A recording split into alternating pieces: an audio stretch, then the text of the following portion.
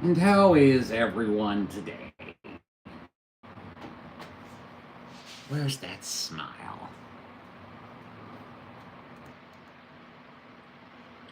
Oh, that's what we want, is the smile. Now I can see what I'm doing here. Okay.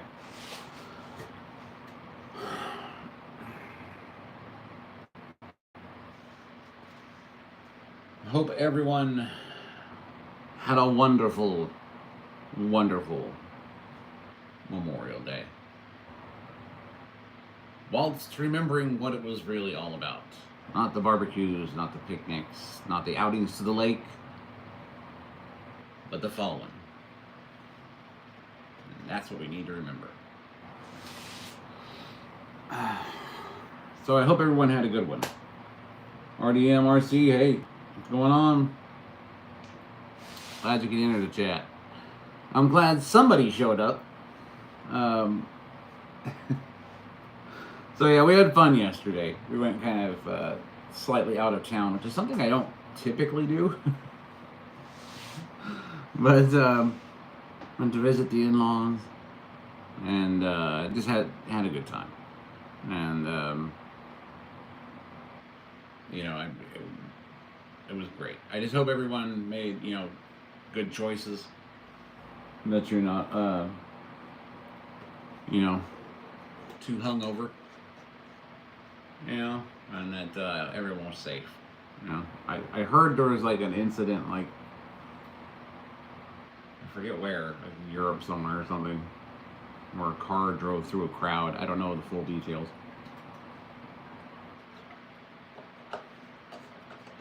But I'm sure the news will start flooding in as things progress. So I'm kind of waiting for everyone to mosey on in,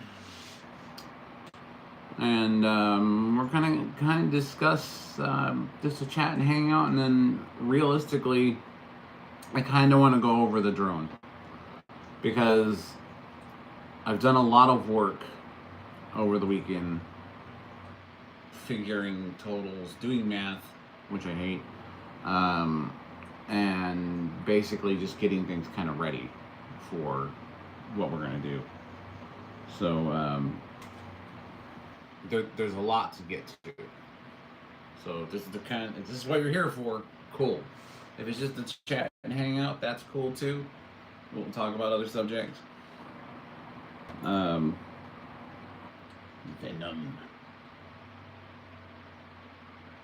What is my opinion? Yes. My opinion is that everyone is entitled to it. Just off the top of my head. Give me 1 second here. YouTube doesn't like it when I smoke tobacco. This is a tobacco pipe for everyone interested. So I'm not going to hide it. If they restrict it to 18 plus, then so be it. But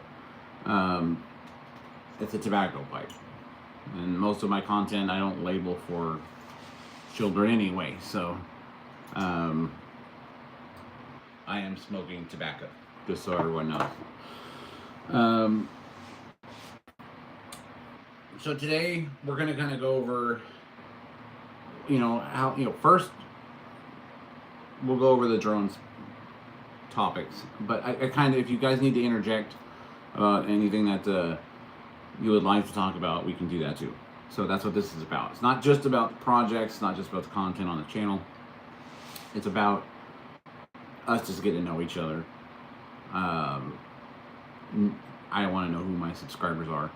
I want to personally get to know everyone. And I've been working with a couple of different subscribers on different projects that they ask me questions about, either on Facebook or you know, here in the comments and things like that. So I try to do what I can to help. But today we all know about the Strike Ultra. If you haven't seen that short, go look for it. It's like 3 or 4 shorts ago. But you can't miss it. I had to go through a lot of different calculations, a lot of figures to get everything going, and we know how much it's going to take as far as the clear PETG, the carbon fiber rods, um, basically all the motors, the bearings, the bolts, basically everything that's holding it all together, the flight controller, the power system, power distribution, pretty much every aspect of it, because this is a big drone.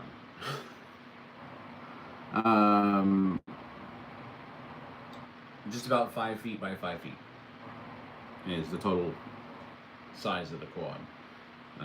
And it stands roughly, oh, I didn't measure it from bottom to top, but yeah, I'd say about,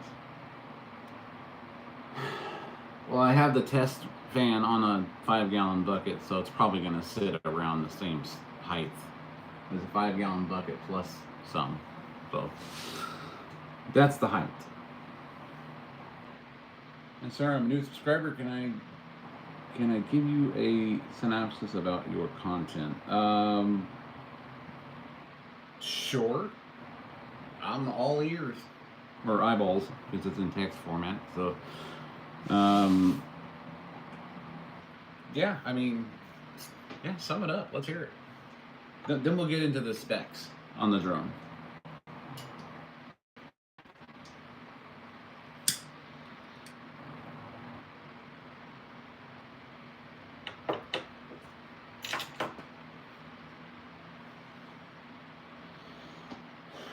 Oh, I know it's probably going to take a while to type it up and whatnot.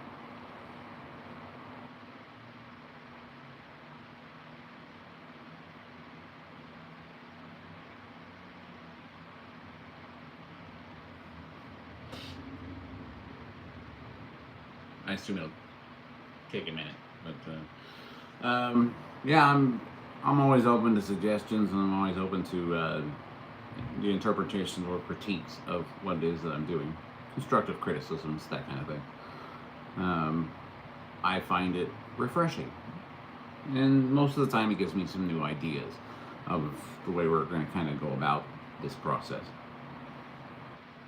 because it is going to take some time to print this. It's going to take a considerable amount of time to print this, but as each section becomes finished, as each fan becomes finished, basically all along the way we're going to have some videos of the process, and then of course the final build, assembly, power systems, control systems, pretty much everything.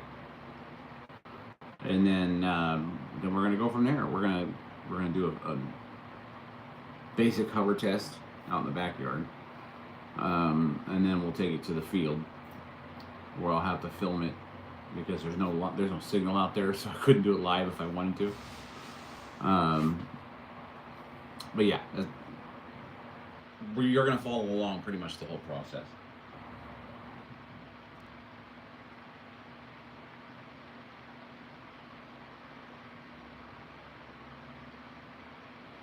Well,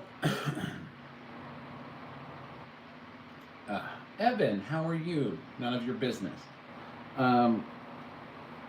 Basically, to get to where I'm working at, this is what you want to do. If you're into drones, and if you're into CAD design, what I would suggest, because I know CAD software can be pretty expensive, especially in a situation like mine where I'm fixed income because of VA benefits, so on and so forth. But I was going to school to finish up my bachelor's and then move that on to a master's in aerospace.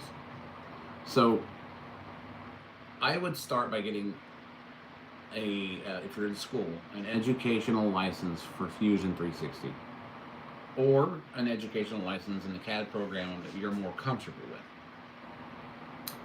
And then just give yourself a challenge, a big end goal that's going to require you to engineer specific components to reach that goal. And then as you're engineering each piece and you're able to test each piece, say it's something you can print and then add components to for your end result, just go section by section. And then once you do that, then you can culminate everything together into one piece and then see how everything interacts together. And then, of course, a central control system. Now, I'm using the drone as a basis for how I got to where I was going. I had an end idea in mind, which started off with the Shrike concept drone playlist. And eventually I started at the end of what I wanted and realized how far back I had to go first and to find out where I needed to start. So it all came back to from the original design and the VTOL setup and the way I wanted way I envisioned my end project. And then I went back because I knew that one of the first steps that I was going to have to deal with was how does a drone flight controller interact with inducted fan engines, something higher kV, higher power requirements, higher amp draw, and that's what led me down the path to finally make this X Quad called the Shrike V10. It was version 10, and it was a 70 millimeter EDF drone. So that's how I kind of started. So you get your end goal going, and then you get yourself basically, you go, okay, well, these are the problems I need to solve. And you work backwards, and then you start solving those problems.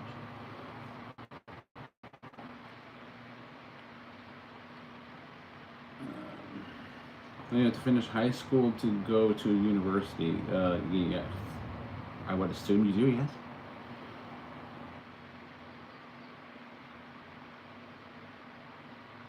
What are you talking about? Ryan, how you doing? Sorry, I'm on the same delay as everybody else in the chat, so if I missed you, my apologies. I just make up. We've always had this situation with Evan. He seems to. He's one of our favorite trolls. But everybody needs a pet, right? So yeah. Have at it, Evan. You'll end up in the corner eventually. I'm the troll? Why do you keep coming back? I mean, if you just like want to insult or whatever, I'm just curious why you keep coming back. Because there was somebody who left my channel because of my religious views and literally came back in like 4 lives later to tell me, hey, I bet you feel stupid because I left your chat. I'm like, no. Or I did unsubscribed or whatever. And I'm like, no, I don't care one way or the other. You can sub if you want. If you don't like my views and you unsub, it's not going to hurt my feeling.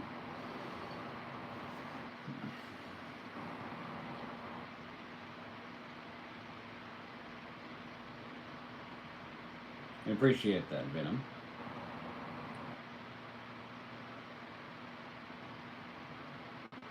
Well, it's YouTube. Yeah, you can tell me what you think. But if you...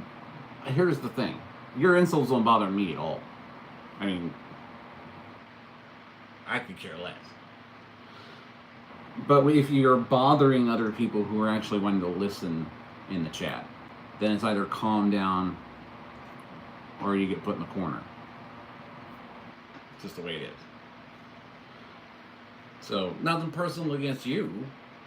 You know, because you want to speak your mind, you want to start a conversation, that kind of thing, or make trouble, or whatever. Just don't bug the rest of the people that are trying to listen to the chat, you know?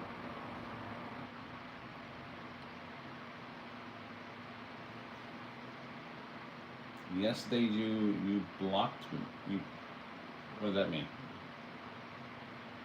You called me out on what? Please elaborate. I mean, what did you call me out on?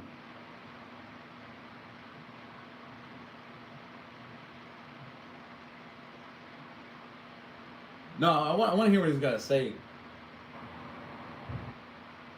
real quick before we put him in the corner for a little bit.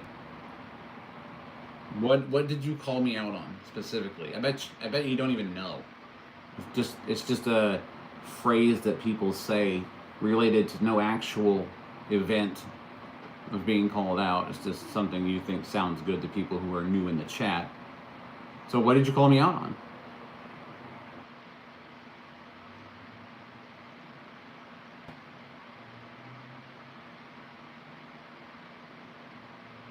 I'll wait.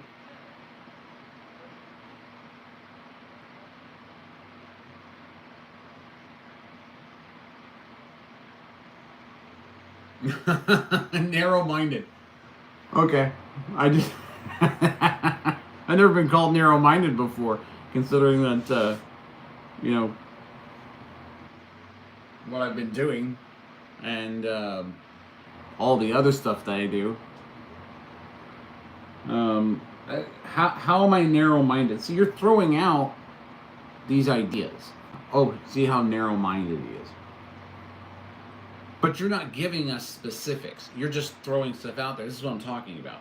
You'll throw out the accusations with no basis in fact whatsoever, and then you'll expect some kind of response from me, like anger or, whatever. It's just not going to happen. I mean, your opinions matter if they're relevant to me, but you're not bringing any opinions at all. You're just wanting to insult. That's what you want to do. What's the summation of my life, bro? Hi, Chris. How you doing? Welcome to the chat. Evan, I am relaxed. I don't know what you're referring to. Basically, I'm an engineer. I was in the Army, in the war. I'm a veteran. I stay home with the family, and I'm an aviation engineer. I'm an experimental propulsion engineer. That's what I do. It's what I love.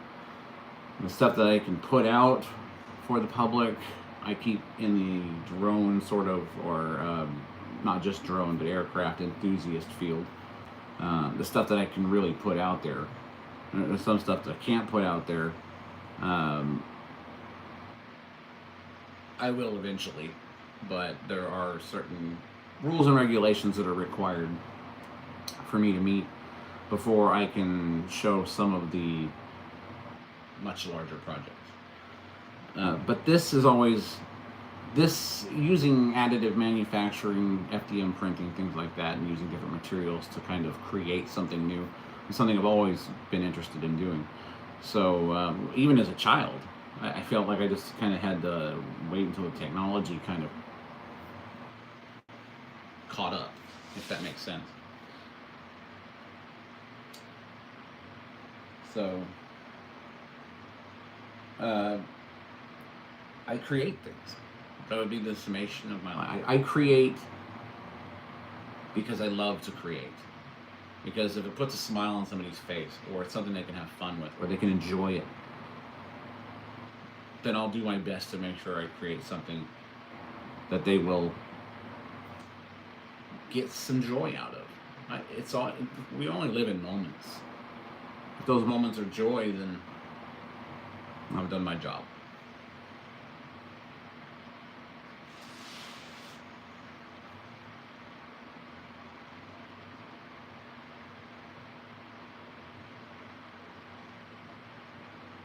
The flags behind me are obviously the United States flag, and the one behind that is a Templar flag that says, God wills it, in Latin. Sorry, Italian. Ancient Latin. Oh my gosh. I need coffee. Need more coffee. It's Dus Volts. Dus Volts.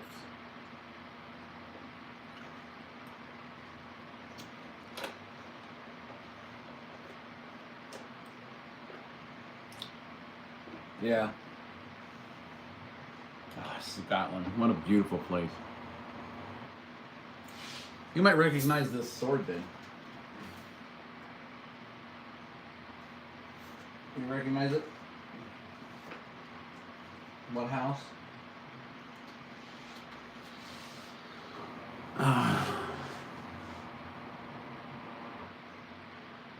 Not a claymore, longsword, but it's Robert the Bruce.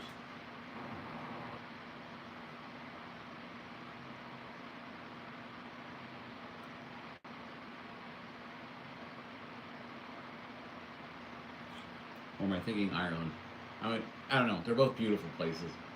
To be honest with you, it's just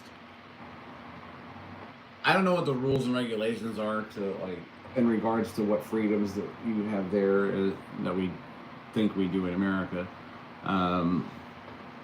But just moving to a place like that with a cooler climate for me would just be wonderful.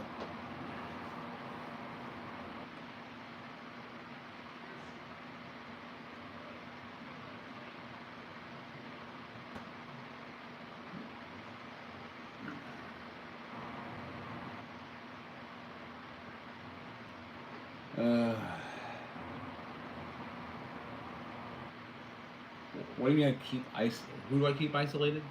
I keep isolated? Like myself? Or elaborate? Um,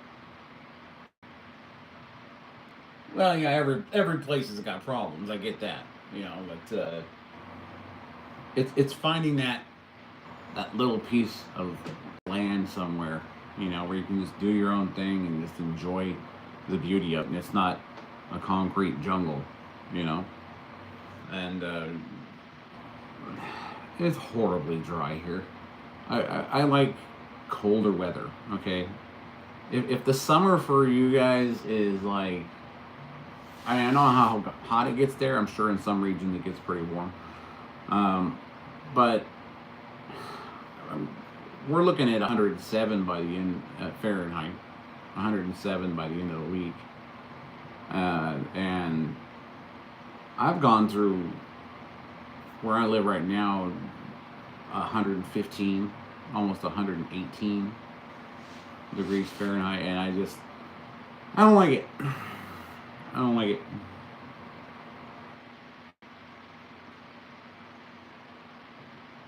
Evan, yes, my wife is hot. What do you care?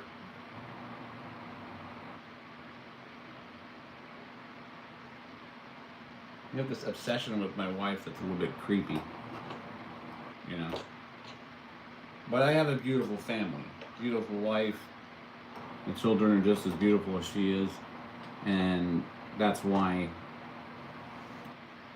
I'm always ready for idiots. Let's put it that way.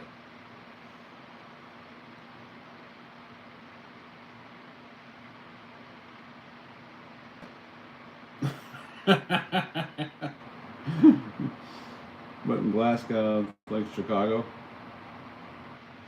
it has the same problem. I like your analogy though. Chase lasses living castles around in guilt. All I know is I'm related to somebody over there where I'm pretty sure I'm like there's an empty castle where they're like, well, if he would just come over here, he could claim it. I went through my ancestry and did the whole DNA thing, and it's like, my gosh, the Plantagenets, the Yorks, Robert the Bruce, Ragnar Lothbrok, specifically through Sigurd Ragnarsson, all my grandparents. It's just I keep finding so much stuff. I'm like, I wonder if I just went over there and just said, okay, what am I heir to?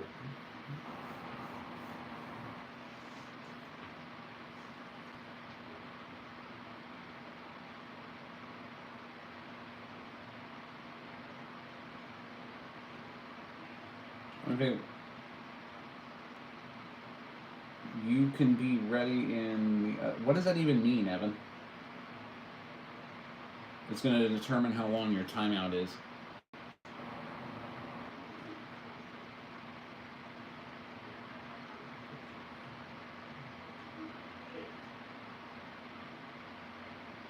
What a warm climate party.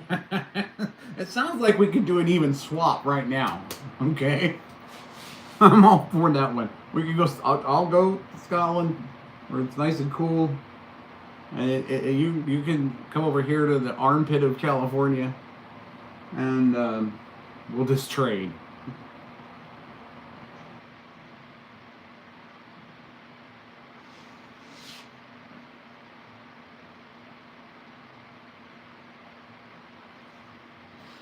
Swap deal done. I hear ya. I almost wish it was that simple.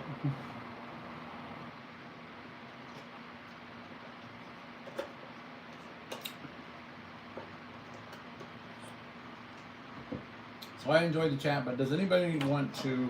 I know Venom is probably wanting to. Can war drones fly, or it depends on the drone you're talking about. I mean, there's a lot of different types of drones. If you're talking about fixed wing drones, they can fly for a fairly long time. If you're talking about, you know, EDF drones or prop drones, they can fly not as long because their lift is specifically generated by their propellers, when the lift on most of the fixed wing drones is just dependent on forward speed. So they're not fighting gravity so much to mitigate their weight, because their airfoils are mitigating that weight for them, so they can fly a lot longer.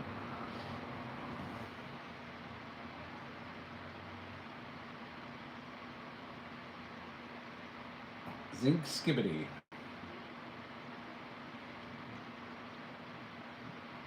No, oh, what?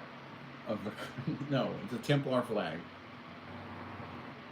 It says God wills it on it in Latin.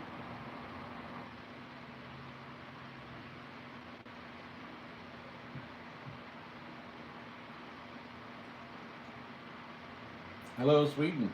How you doing? Man, I'm getting all the good countries in here. You know? The good countries that have cooler weather. Much cooler weather.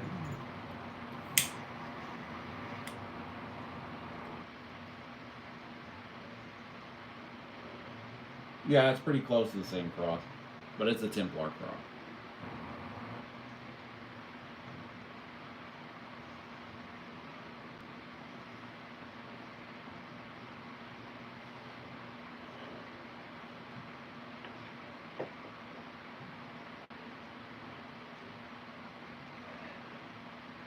Evan, I don't even watch hockey. Who cares?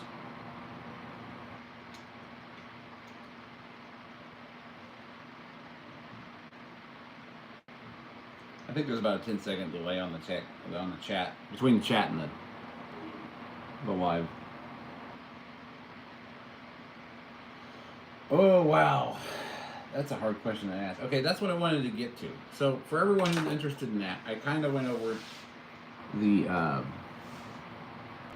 basically all the filament it was going to take, the power distribution system I was going to have to put together, because starting at the fan, we'll just go with that. So we're going with a 340 millimeter 11 blade high pass configuration.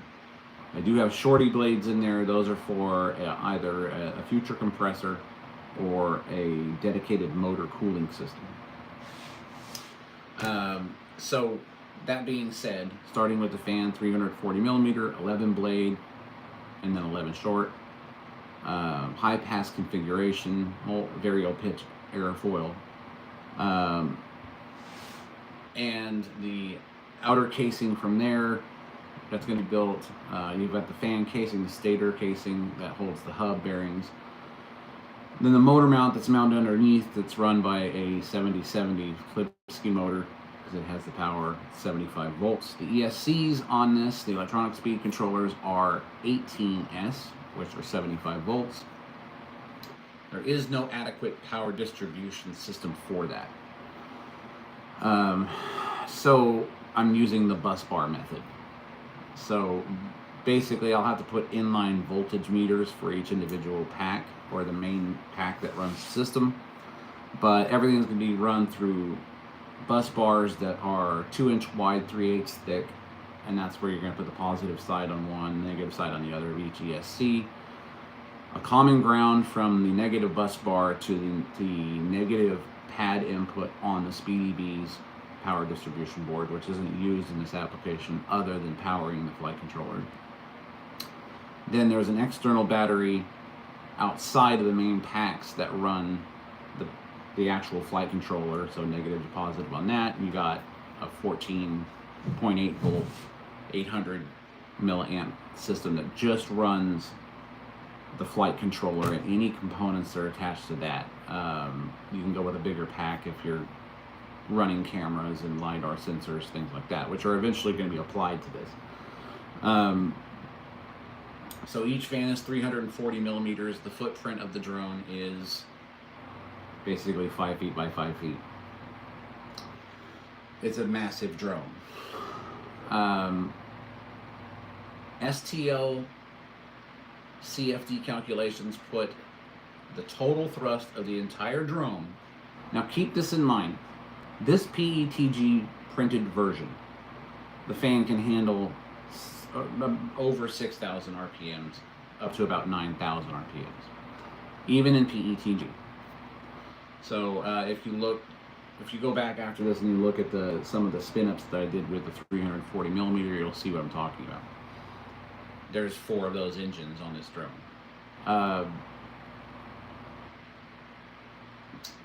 So, welcome everyone, and welcome.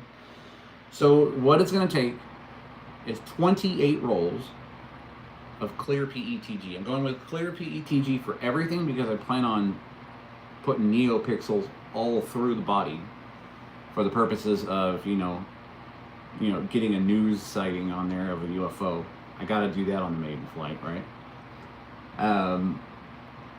So we got 28 rolls, basically, or 25,757 grams of total body weight. 10,000 millimeters of outer diameter 20 millimeter, inner diameter 16 millimeter carbon fiber tubing for the structural reinforcement of the main body. We have the bus bars, the 418S ESCs, 4 7070 Flipsky motors, 4 tapered roller bearings for the vertical thrust that comes up from the main shaft, and then for each individual shaft you have 4 stacked 52 outer diameter, 40 inner diameter bore bearings that keep the fan from wobbling. You have 16203 at the nose that's attached to the external frame, which keeps the entire fan stable all the way through to the motor collet where it connects to the bottom. And you can kind of see all that in the spin-ups. The print time, I didn't calculate the hours yet. I just calculated the grams. So I went through and I sliced each plate at the wall thickness and infill that I was looking for. That's going to be light enough but strong enough, which is usually a gyroidal infill, no less than 2 wall thicknesses, depending on which part you're printing. The ductwork that goes around the actual fan casing, the stator system, can be lightweight, so it can be like 2 wall thicknesses and a really low infill, because it's really just more of an airfoil, which is going to direct the air properly through into the fan casing and then out of the bottom. They will also act as landing pads, because the bottom, it's not just a straight duct that comes off the engine, it actually has a cut. So you have this internal blast to break that suction from the ground, because EDFs vertically from the ground, they'll pull themselves to the ground really hard before they pop up and defeat that sort of ground effect that they have. And I noticed from building the Shrike concept drone that the cutout of the duct helped remarkably when it came to liftoff. So that's what we're dealing with at that point. Now, yeah, there's going to be a lot of fail-safe included in this. You're going to have, first off, the controller is a SpeedyB F405 wing. I'm running iNav. We're going to have, on the initial test at the field, there will be geofencing. This is GPS equipped. It'll have a low voltage indicator. It will land in the event that its battery capacity drops too low, below the cell voltage that I set, of course, in iNav. And the geofencing will be around the field. And this is for the purpose, of course, safety. The angle mode will be set, which will give me, which I'm going to lock in at about 20, so we're not too aggressive on the angle. And the gyro stabilization can take effect as far as keeping the drone stable, because realistically, on the initial flight, it's going to be about the structural integrity of the entire system and its stability at hover. This drone,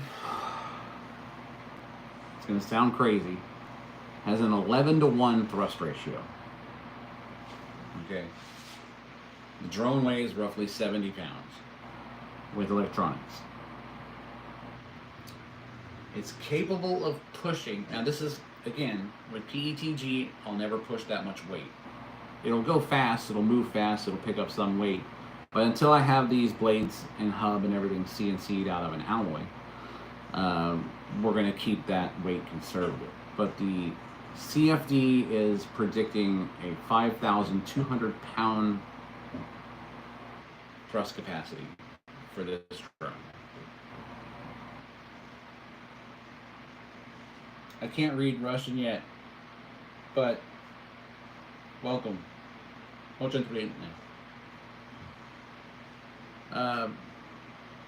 So yeah, we're looking at 5,200 pounds total thrust.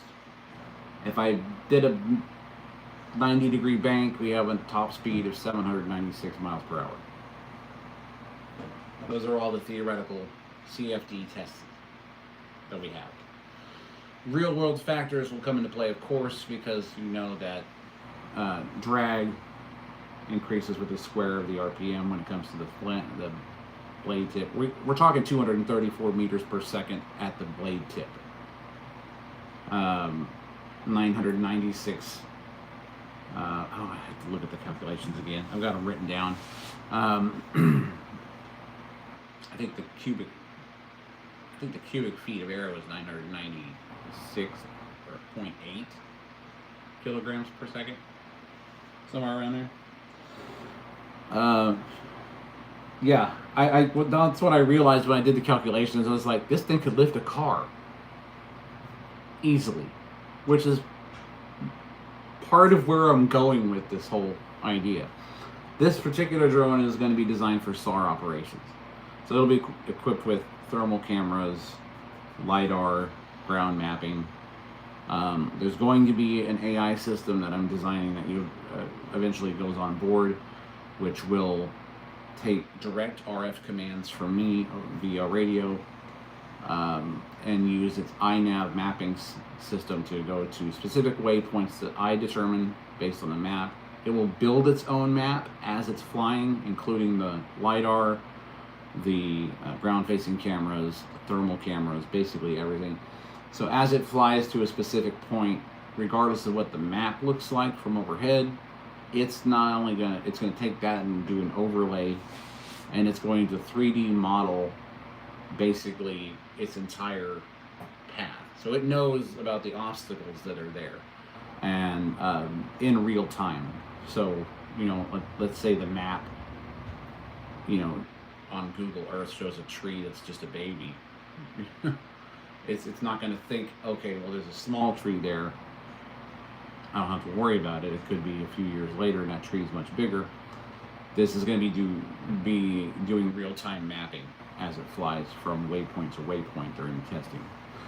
Initial tests aren't going to go that far because at this point we're testing power system, hover stability, all that other stuff, and getting all the PIDs figured out through through iNav and through trial and error. You know, making sure I don't have any oscillations, all that other stuff. Making sure that the amount of poles inside the motors are properly programmed. Or what's the percentage of idle thrust when I arm the motors, that kind of thing. That's what we're working out. But right now we're at the stage where everything's been designed, the engine's been bench tested. And now we're going forward with acquiring all of the PLA or the PETG and acquiring the carbon fiber tubes, acquiring the flight controllers. I've got a couple of the batteries already, getting the, basically all the hardware to get everything put together. I've got a couple of the motors already. I've got to get the ESCs sourced. They are readily available because they're MAD components. ESCs and they're 18 cell, 120 amp. Motor's peak current draw is 100, so that gives me some overhead for spikes. I've thought out as much as I can on this whole thing. So let me get to some of the comments. Yeah.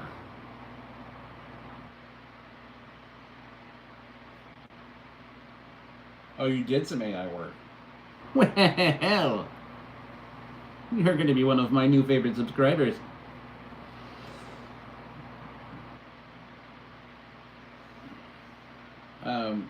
Realistically, SAR, search and rescue operation. Sorry. The idea behind this is eventually these motors, this isn't just a flat drone. The future connection points from the body to the engines will be jointed. Three joints to be exact. So that the entire system can gimbal vertically to make it through small gaps, go through tree lines, things like that. And without having to worry about external props, you don't have to worry about tree branches, limbs, all that other stuff hitting the props or things like that. Obviously, protective grating over the top of the turbine inlet will help mitigate any kind of small debris getting into the actual fan. But basically, the idea is this system can get to, like, say there's a climber out there or somebody's stuck in the woods. It's flying around looking for thermal signatures, and then once it finds those thermal signatures and it goes, okay, well, a conventional drone can't get down there because the brush is too thick. This thing can go straight vertical, and then the top engines go out farther than the bottom so that the bottom engines don't have to deal with the wake from the top engines. And then it keeps itself stable, vertical, sort of like sliding a book into a bookshelf in a sense. And it'll drop down, get through the obstacles, map the area for ground teams that are close by so that they know the best route in and the best route out. It can drop comms and first aid, all kinds of stuff necessary for someone that might be trapped or injured. It can also be used in the area of mapping hotspots with, for fires and things like that, using your thermal vision, getting into places where other drones just can't go or are unwilling to because they know it just takes one prop getting hit and you're down. Interesting part about this system is it's designed to fail on, two engines can fail and this thing can still fly. Because if I have one engine fail, it'll go into Y-copter mode and compensate accordingly. If two engines fail, it goes vertical and just uses the two operating engines to basically fly back to its home position and safely lay itself down on in landing. So I wanted a drone that could basically have half of its motors fail and it still operate.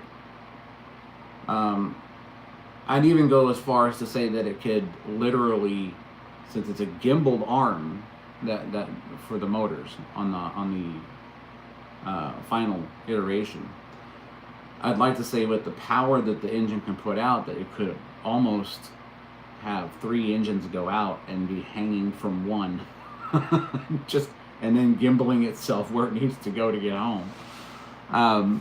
That's really the idea.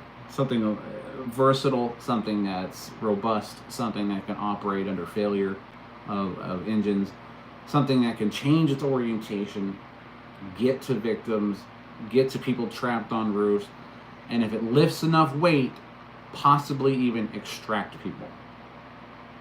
And that's the whole idea behind making sure that when I get to that part of the testing, that my fan that I have designed is CNC out of an alloy. And then the system gets a redesign as far as the structural integrity and things like that, for a much stronger body, a more robust body, to make sure that it could lift up, you know, a human being and get them out of the, out of danger, off of a roof in a flooded area, or off the top of their car, things like that. Places that helicopters don't want to go, or where their engines create too much turbulence. Because the interesting part about this is, even though that these engines face down, because they gimbal, they can pivot out. They can still maintain their stability, increase speed, pivot out to maintain altitude, and not have a direct downward thrust of air on who it is that they're trying to communicate with, or save, or get information from. That's the whole idea behind this.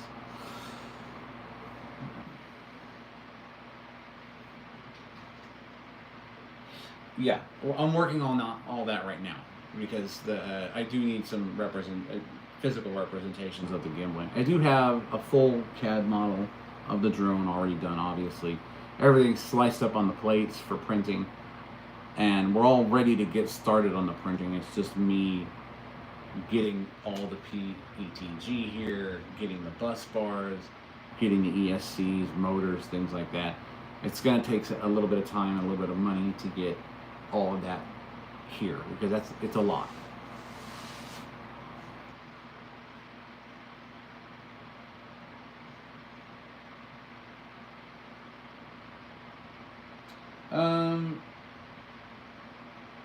Kind of, not quite a book closing or anything like that with the binding up. More or less, you know what a standard drone platform looks like, but with the motors being EDFs, instead of standard open prop motors, and instead of being directly attached to the body on a solid frame, they have a joint at the body, they have a knee joint, and a joint at the motor itself. So that has the ability to basically, those motors can be stationary, and the whole thing, let's say the motors are facing up, I'm two motors here, and they're facing up. The whole thing can basically tilt like that.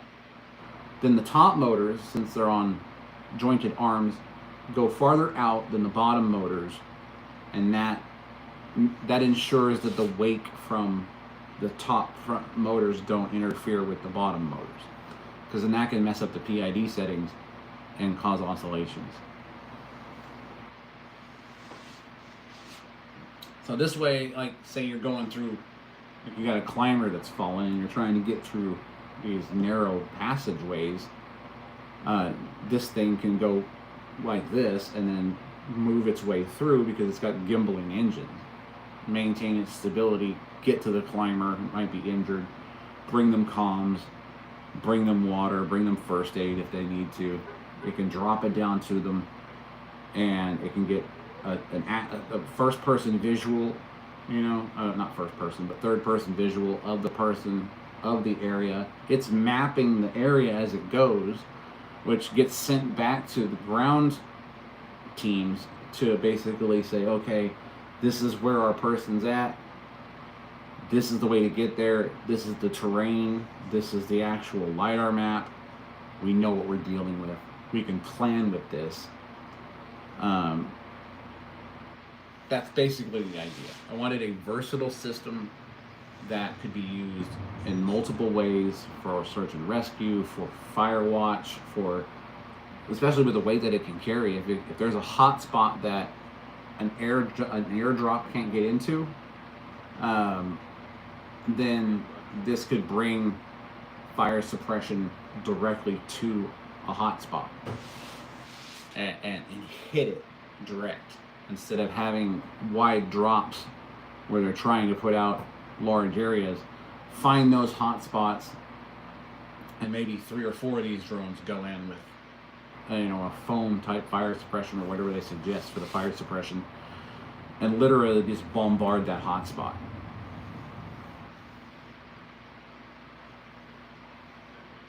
I'm in California.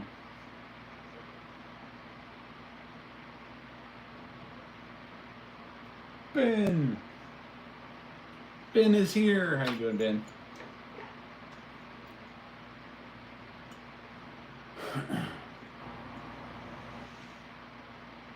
NVIDIA has some really cool lightweight mobile robotics platforms. See, that's what I'm kind of looking for. It can be controlled from a standard controller using an FPV goggle. But at the same time, I also want to eventually have an onboard AI control system that can go look for this person in this area. If you find a thermal signature, you find the person, go down, assess the situation, map the area, and get it back to, command center, so that the people on the ground know where they need to go. So there's two ways to approach it. You can do manual control, which is always an option, or it can go on an AI scouting mission in an area. And the idea is basically just to help everyone. I want it to help people. I also want it to be a fun project, that people can enjoy. Once this one's done, and we've proven the thrust weight, we've proven the stability of the system, that's when I go back and I start engineering the gimbaling system in it. Once this base platform is done. And it seems like, well, you're designing a base platform and it's taking 28 rolls of PETG. Yep. I mean, I could do it through carbon fiber, but I'm still going to need to print molds for it anyway. So I have to print the body. I have to print the ductwork, the casings, all that other stuff. Because one of my goals was to make sure that it was something that could be completely 3D printed. And, just like any other RC enthusiast, you buy your motor, you buy your hardware, you get your carbon fiber spars, you got your servos, because you can't print those. But everything else is printed. From the actual fan itself, each individual blade, the casing, the stator, the bearing hub, the main shaft, the internal shaft, the stabilization bearing on the top. It's just everything. I wanted to be able to 3D print it. Even though it's huge, I can tell you right now, one ductwork, the fan casing itself took 4. The stator casing, 5 plates with the central hub on a separate plate. Everything was friction fit. The fan's hub by itself and the blades all had to be tapped into place with a small mallet. No glue whatsoever. And it survived, still surviving, roughly, I think it was 5,800 RPMs. No glue. Let me get the fan, I'll show you. You may have all seen it before, but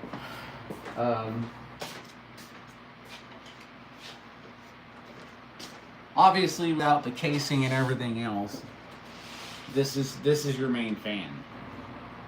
But the one that I'm running on the drone, because of the resistance on this fan, I decided to shorten every other blade so that the air produced by those can be pushed into a compressor and or cooling system directly for the outrunner that's pushing it. It's held together strictly by friction fit, just tapped in. And the reason why it was designed that way is because when you machine it, then everything is going to slide in perfectly. But with FDM printing, what you're dealing with is you have to understand on the model line in the slicer, you're going to have a 0.2 to 0.2 variant on either side of the model line wall because you're using a 4.4 millimeter nozzle. So you're going to have 0.2, 0.2 on either side of the model line. So you have to take that into consideration. So at a 0.05 tolerance for machine work, it gave me the ability to basically lock these layers into place just by tapping the blades in.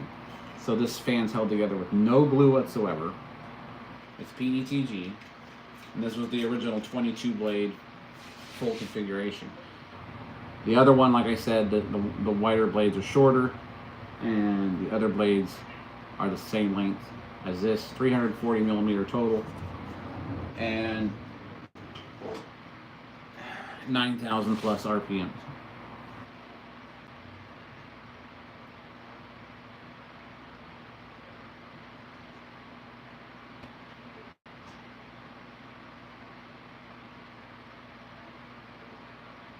Well, yeah, I mean, there's going to be I figured if I'm going to run this on the drone, I think the friction fit would work. If you see the spin ups, any of the 340 millimeter spin up shorts that I did, or the video, you'll see that the fan was extremely stable even at high RPMs with no glue whatsoever.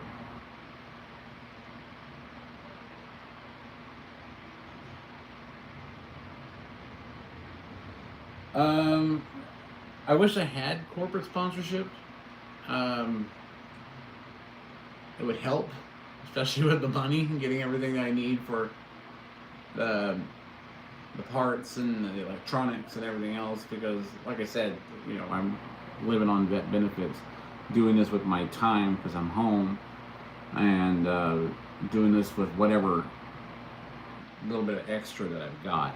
You know, and then my brother, of course, helped me out with getting the X1 Carbon by getting a personal loan. Basically buys filament when he can, buys the electronic parts. I basically tried to make sure I could source everything from Amazon, because if it burned up or malfunctioned because of me testing it, I just sent it back and said, you know, it didn't perform as expected. So, you know, then they would send a replacement, and I'd figure out, you know, why it failed and what was the cause, and go from there.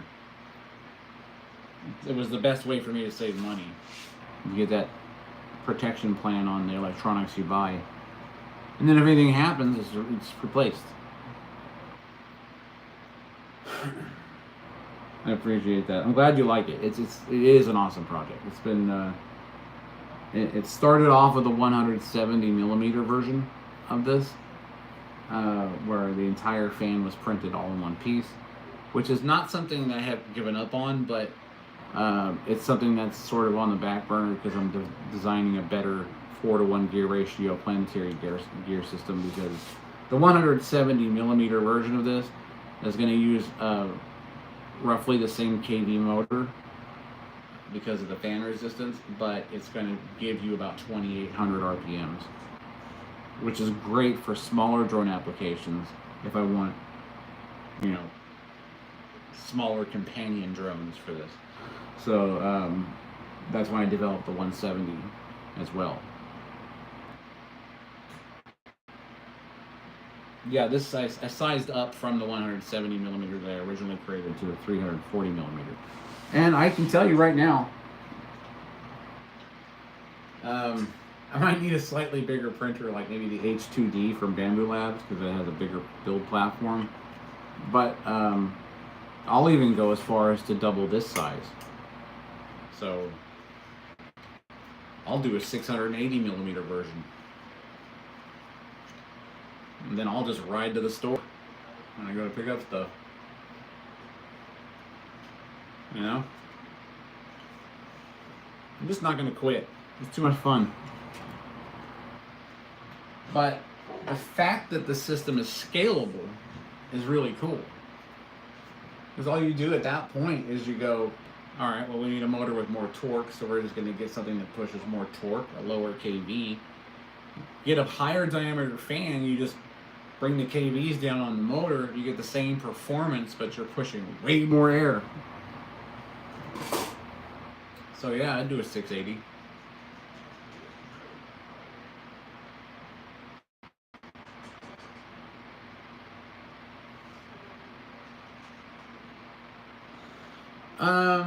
Does the distance? It can, because you're dealing with distance actually creates a delay in the response time of the effect of the weight on the system. So the closer the weight is to the drone, the easier it can compensate, because it'll make a correction for stabilization, and then it has to react to how the payload reacts.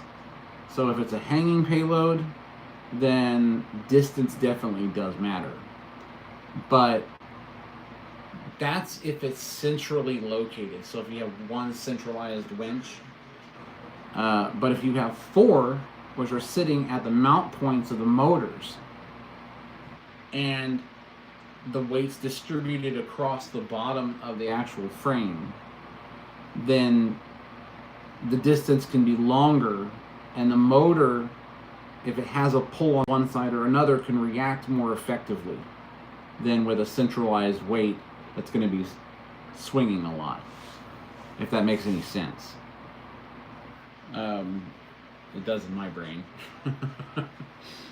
So for single winch applications where you have a centralized payload in the middle, it can definitely affect it.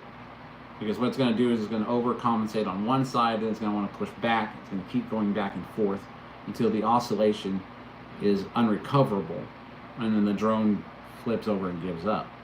But if the weight's evenly distributed on like cables at each mount point of where the motor is, and it has a spring on it that can absorb the shock of the lift, then it can slowly compensate for the weight of the payload, and eventually it'll balance itself out, and it'll go, okay, I'm feeling this kind of pull, pitch, or roll, so I'm going to slightly increase it, and then that's how I decided to solve that issue. So yeah, lots of PETG, lots of carbon fiber, lots of motors, lots of money. This is why I put a buy me a coffee link up.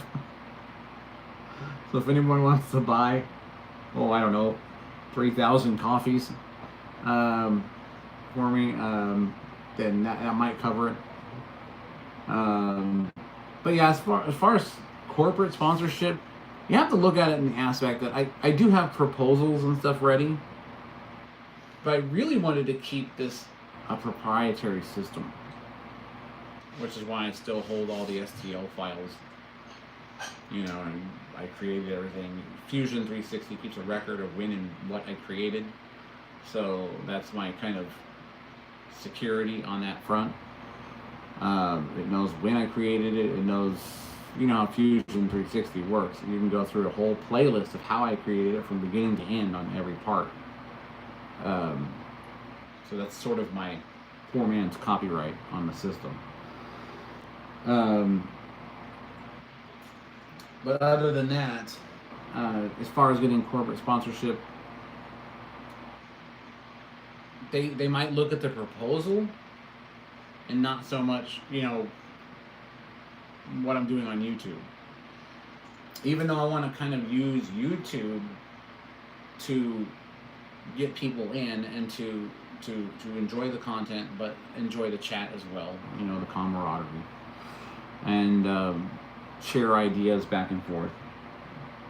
And then, obviously, hopefully monetize the channel so that I can use that as a resource to fund the operation. Because I'm not doing it like some of these other YouTubers where they're buying, Hollywood houses, for $3 million, and I'm not gonna ever, I don't think, get enough subscribers where I'm making enough money on the system to where I can, buy a house. But I mean, at least I'll be able to keep going on the project. I mean, who knows? You never know, right? Could happen. My hopes is that it does, for the purpose of moving out to an area where I have more freedom. I am in the suburbs for sure, but I'd like to be farther up out of the heat, get into the cooler weather, and then have enough room to have a shop put up bigger than my garage, and a landing pad, things like that. Because I'm going to get real serious with this project. real serious. And then I know a lot of people are like, you're not already real serious. Um, but yeah, there's more to this to come. This is just the part that I want to be able to share with everyone so they understand the concept. Eventually, I'm going to do not a bike, but a quad, like an off-road type of mud quad, but not a mud quad, an EDF quad, you know, and you can just kind of go to the store on. Ground-facing LiDAR, like I had mentioned before, cameras, anything to make sure that you could ride at street height with it, and then still decide to climb and go another route if you wish. As far as the street legalities of that's concerned, I don't know yet. Right now, we're just talking testing.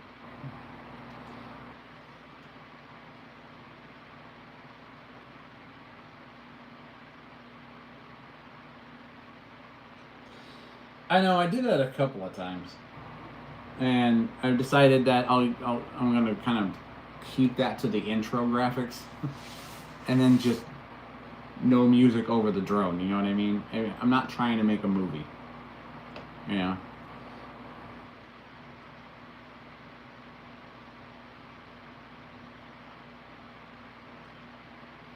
Sound level,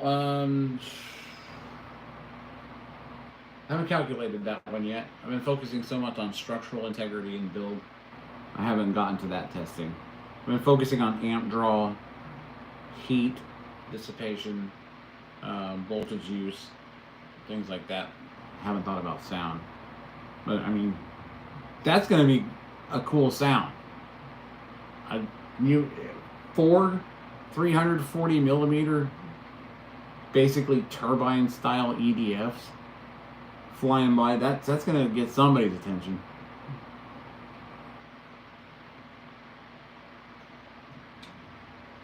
But it's fun. It's a passion of mine.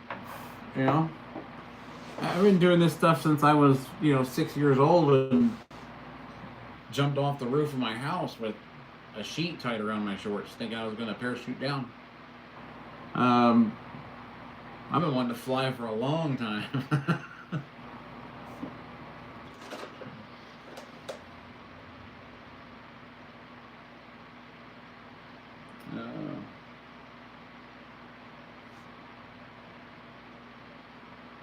Yeah, that's true.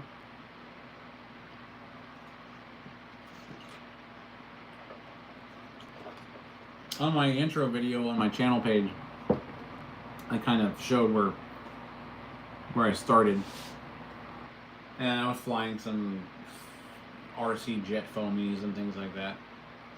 And you can see a sugar rocket on there. I put a small clip in of that. That was super fast for a sugar rocket. Like really fast. I never saw it again, which is why I launched it where I launched it, because I was out in the middle of nowhere. So, yeah, that was fun. That one went a ways, and I still to this day have no idea where it landed.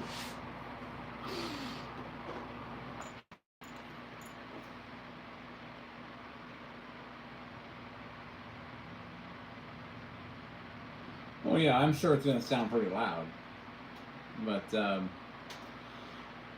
we'll see. That's what the testing's for. We'll do decibel levels, things like that. But when you're talking about, like for instance, when it comes to SAR-ops and things like that, when you're doing search and rescue, sound really isn't a problem. It's not something that they're concerned about. Commercial use, in the, riding a quad, a bike of some kind, you can quiet it down. You can quiet it down considerably. There's just a lot more involved in doing so. So, I mean, hey, people put loud mufflers on their car for a reason. Why not have a couple of turbine engines?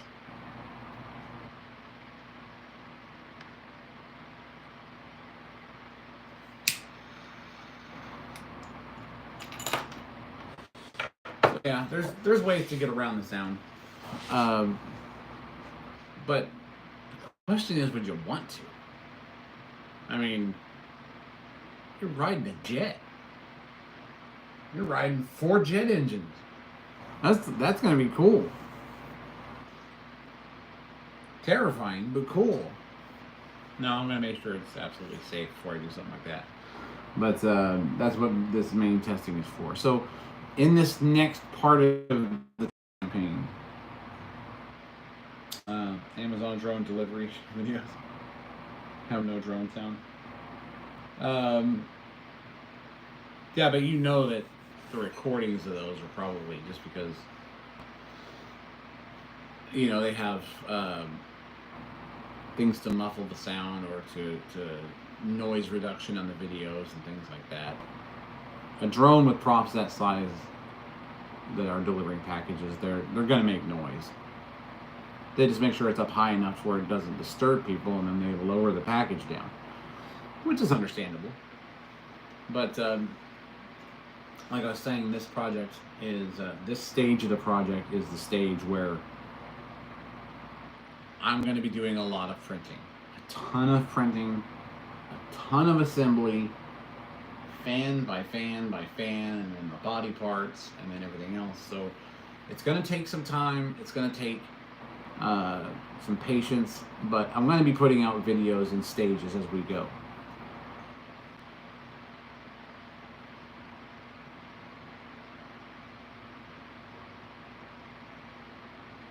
Yeah, that's one of the reasons why I wanted to do the 4-winch system, because I didn't want to have to worry about pitch and roll stabilization, which would be much easier to control with 4 contact points on the drone for deliveries. Not to mention it can carry a rig that can actually hold the box and then release it, sort of like this when you're moving a container from a container ship. That kind of locking system on box, and then it would deliver it that way rather than, you know, having to have this thing that lowers down and then dumps the box out of the package or whatever. You know, that kind of thing. It can be lowered down, it can have its own LiDAR on the actual rig, and then it can get to a safe distance because it knows how big the box is, and then it can release it and softly drop the box and then pull its rig back up and go.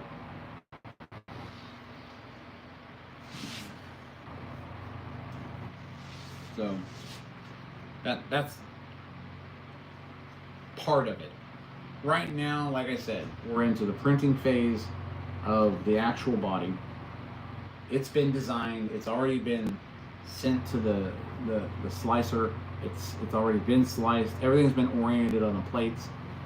I just have to get the clear PETG. And while I may not be able to order 28 rolls at once, I can at least start with 4 because that's all the AMS will hold anyway. Until I get more AMSs. And because I'm using the X1 Carbon from Bamboo Lab. And I would really like it if like Bamboo Lab would just go, you know what, this is an ambitious project. Let's send him an H2D because it's got more capabilities. And then he could work with that because I can't afford to buy one right now. So I'm going to start with PETG and go from there. Because just the copper bus bars alone are going to cost me $73. It's for 1 foot. I mean, it's going to be 6 inches per bus bar, but it's pure copper. You know, 110. It's basically designed to carry this current, the amp considerator. Because we're talking about, I wanted a max current draw capability of at least 500. Even though the motors only pulled a max of 100 each, I wanted to make certain that I had enough overhead for, mainly for heat mitigation.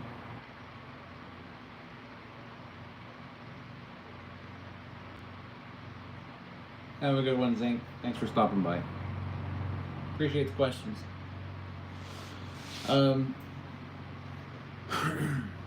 So that's been the explanation of the drone. you can expect in the next couple of weeks that we'll see some longer run videos. Definitely a lot of shorts because I like doing the shorts. They're fun. But you'll get some longer run videos where we're kind of just collecting the parts off the plates as they're coming off, and I'm assembling the fans, and you're going to kind of be able to see the whole process as it goes. Sort of like, that's the playlist is for the Strike Ultra. That playlist is going to basically hold everything from the shorts to the videos of where this is going in production. So you're not going to miss any of the production whatsoever. If people want me to, I'll even put up the time lapses on each one of the parts off of the printer. That could add a little bit of excitement to it, watching it build those pieces and seeing how I put those pieces together out here. I think it would work out well. So yeah, that's really what I want to do. So outside of that, I hope everyone had a great Memorial Day. So if you guys want to talk about anything specific outside of the project, then yeah, I mean, feel free. What's on your minds?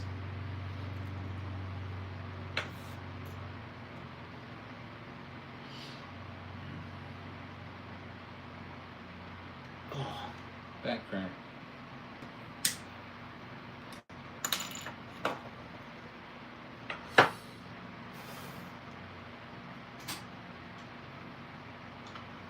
So remember, if you're ever in my area and you hear a distinctive sound, look up.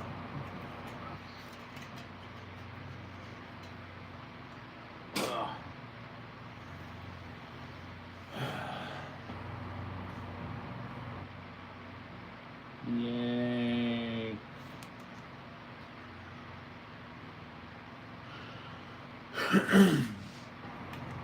So how is everyone doing today? Let's chat. That's the whole purpose behind this. Besides project updates, it's about chat, hang out, get to know the viewers. And if you're interested in this kind of content or just the chats themselves, this is where you can come talk about whatever you want to talk about. We just need to remember to be obviously respectful to each other. And then, just enjoy the chat. And I see lives like this all the time where no one's talking to the people.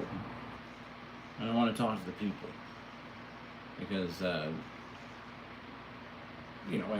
every subscriber matters to me. If you've got ideas, I'd love to hear them. If you have suggestions, I'd love to hear them. So that's realistically what this is all about. Now I know it's the day after Memorial Day, and there's probably not a lot of people watching, and because everyone's still recovering from Memorial Day, and that's why I don't drink. Because never liked alcohol. I know that sounds weird. I just never liked it. No, there's nothing better than a good cigar and a good cup of coffee.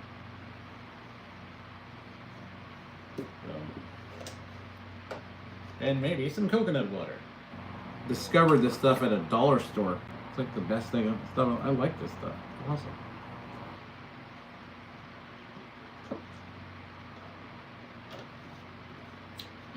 Dollar store refreshing. Ugh. So, yeah. So today was basically just a matter of let's explain what we're doing. Let's give a game plan so that people know in the future as videos come out. I'll probably be putting out another video tomorrow, maybe the day after, and that's going to be where we're basically setting up the tools. We're setting up everything we need. Waiting for PETG to get here, and then starting the print process. Some of these things take almost a day to print, even on an X1 carbon. So it's going to take some time, but if you keep looking back at for the updates and the videos as they come out, you'll be up to par on the program. And eventually we're going to have that maiden flight, just like we did with the first original Shrike drone when I first started with 70mm EDFs. Probably the most fun I've ever had. Frustrating in the beginning, but a lot of fun. It was a lot of fun. Just to watch that quad EDF just hop off the ground and just, I mean, you knew it was an angle mode, so you knew the RPMs were limited. But I was afraid to go into acro mode because I'm not a very good acro pilot yet. I'm practicing. But it's just cool how that thing just, you can tell it just had the power I was waiting for, and it was hauling a 6,000 milliamp 22.2 volt battery for the system. Simon, the background has a different aura. Yes, of course. You see an American flag and a Templar flag.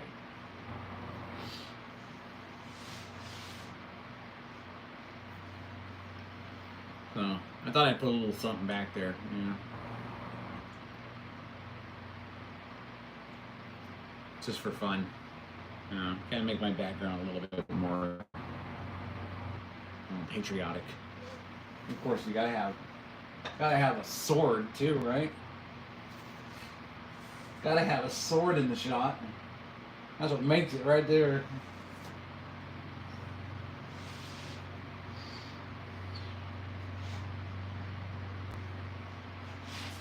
Yeah, that's what I was trying to do today. Make it a bit more interesting for people so they come in and go, oh, this looks cool. And then I could kind of explain the project and how things were going.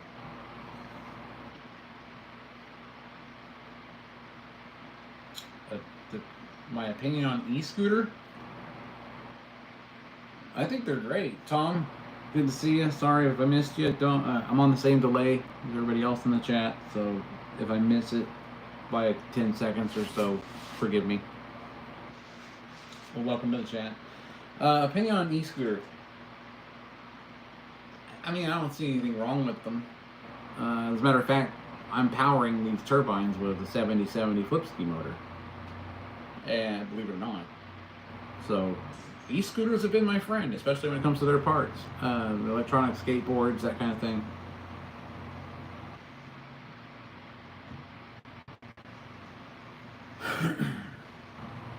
So yeah, that's pretty much. Did you say Heil? What?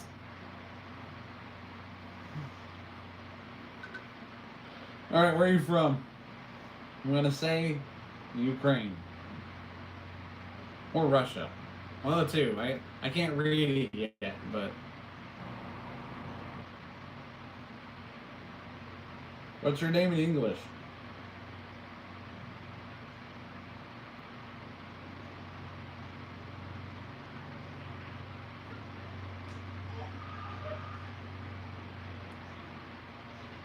Well, anyway. What's in creating?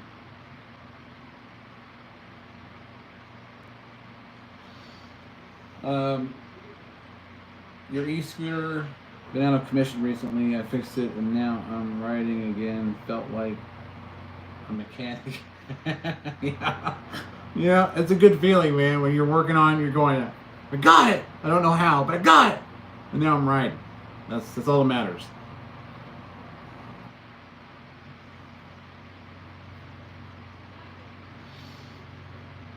I think I would probably enjoy an e-scooter, but I'm 6'4" and 290. Dude, I'd look like Donkey Kong in Mario Kart.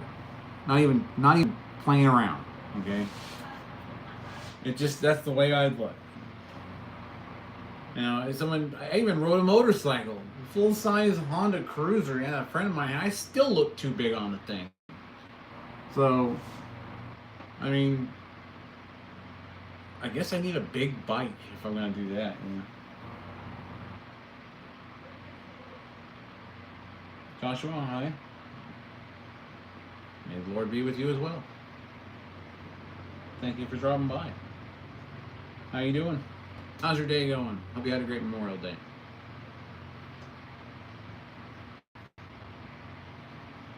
Most people don't remember they think of it as a day off. and you know, it's about the sacrifices made for this country,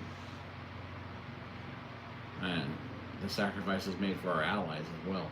I mean, people tend to forget that sometimes. Not to put, you know, a dim look on this whole thing, but we got to remember that.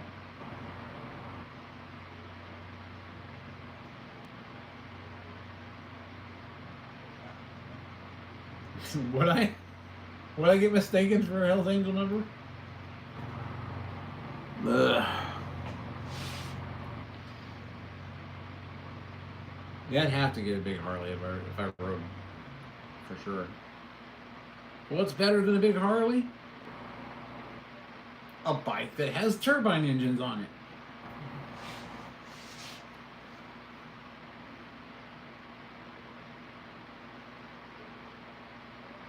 Hate from Uganda. Okay. Is that directed towards me, or are you saying you're getting hate from Uganda? Just curious.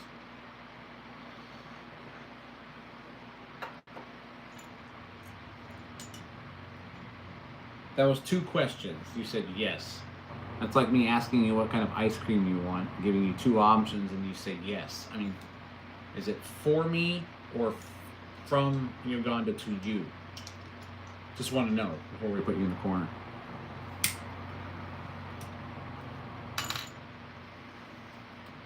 So why do you hate me?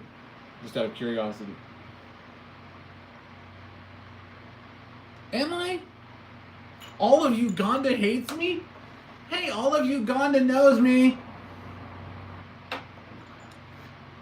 Look, I've seen your hot glue and old Walker Peace helicopters, okay? I don't want to hear any shit from you.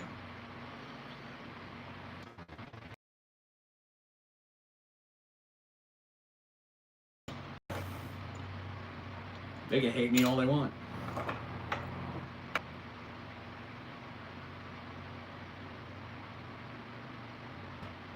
I'm just waiting to see what else you got.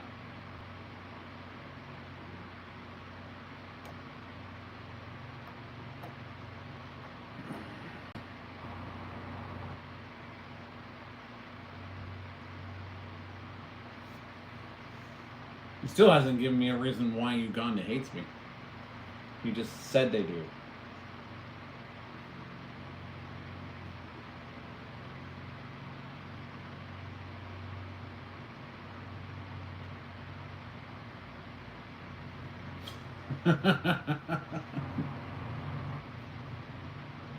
No, you're right. I don't know Kung Fu. It's Taekwondo.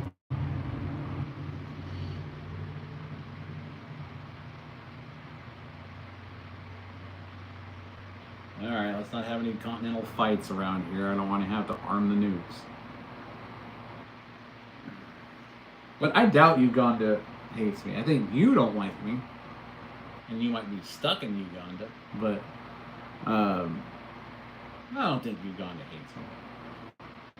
And again, I've seen you guys make helicopters. I'm just saying.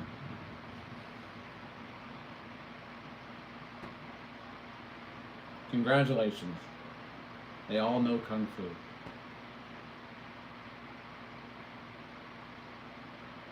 But none of them know how to build a house.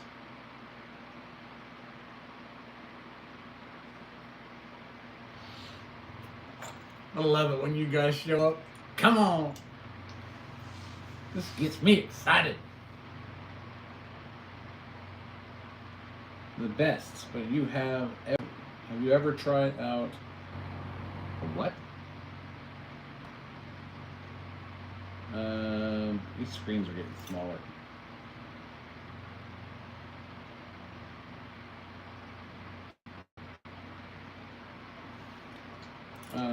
No, I can't say that I've ever met your mother.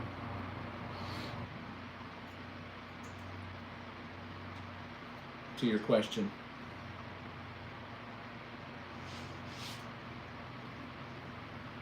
Dude, I trained at Fort Benning. You don't think I've ever heard that term before? think the drill sergeants called every single private that when they got off the bus.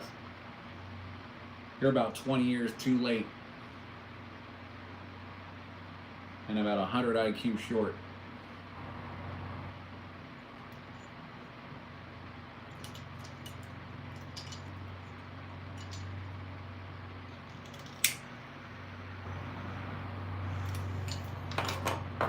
I'm still waiting to see why Uganda hates me. Let's ask Uganda themselves. All of Uganda.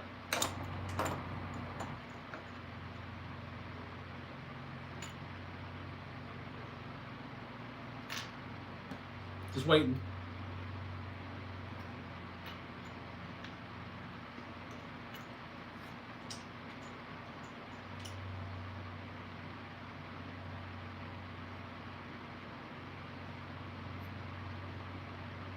There is a guy who is hate leader in Uganda. I don't know what that means. He calls the hate shots. What? You're not making any sense whatsoever. It's quite comical.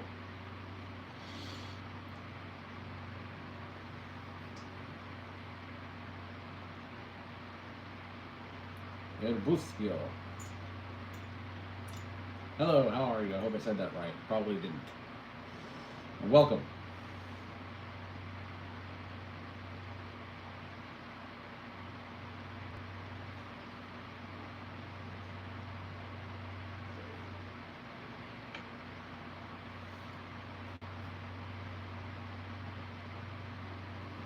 Oh, gosh, I don't care if they hate me. I really don't. I mean, it doesn't matter if you're from Uganda. It doesn't matter where you're from. If I were to create something to help people, and you were Ugandan, I'd still help you, regardless of how much you hated me. But go have a seat in the corner, relax, chill. You'll get over yourself.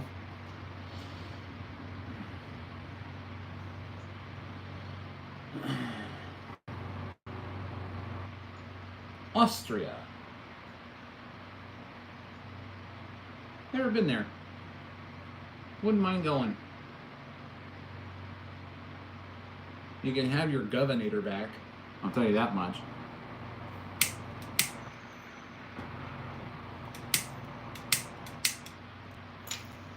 He was great in Terminator, but as a politician, he's an absolute friggin' tool. I'll tell you that right now.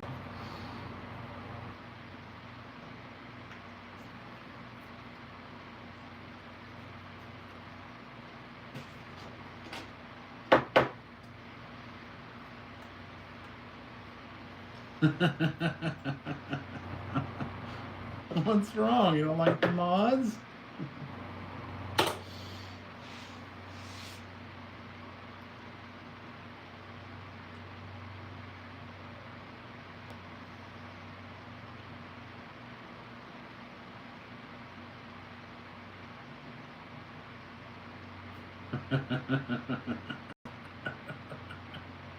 I like watching the chat. You guys are great. This is cool.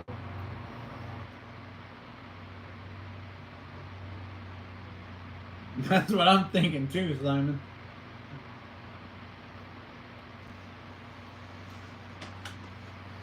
He thinks he...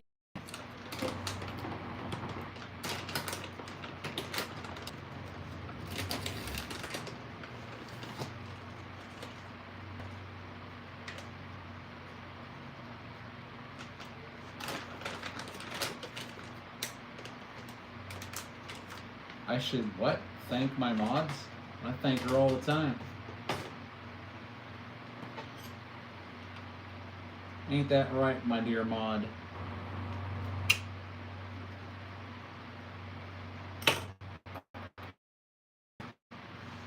I'll thank her whenever she wants it.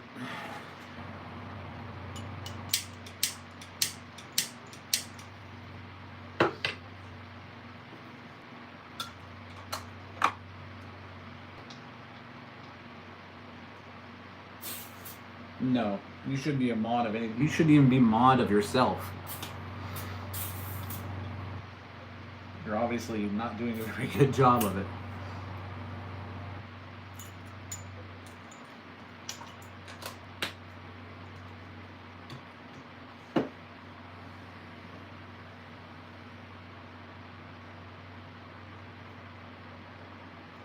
You know he probably is. No one comes in there with their foot in their mouth already, if you're not Alpha Wolf.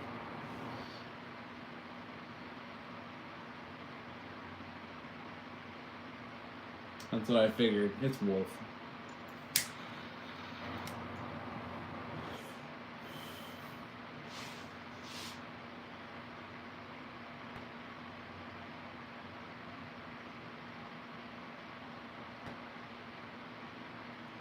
Yeah, who wouldn't stay in Austria for skiing? Look, I want cold climates. If you guys got,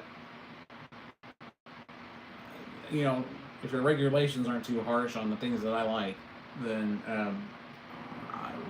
we could go to Austria, get some land there, start building my drones there, turn the Austrian army so powerful that they could never be defeated.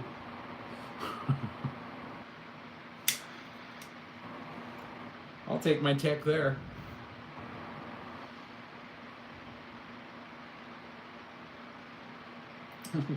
Viking. Noobs. Someone got offended. You better subscribe so you can come back again later on so you can do this shit again. It was fun. I appreciated it. Great convo. You'll subscribe. You know you will. You love me.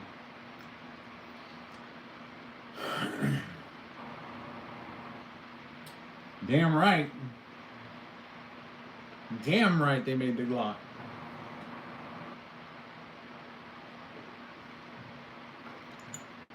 I want to shake the owner's hand of Glock. That's what I want to do. I'm going to be like, you made the best possible weapon on the planet. You pair one of those with an AR and you are just, you're good to go.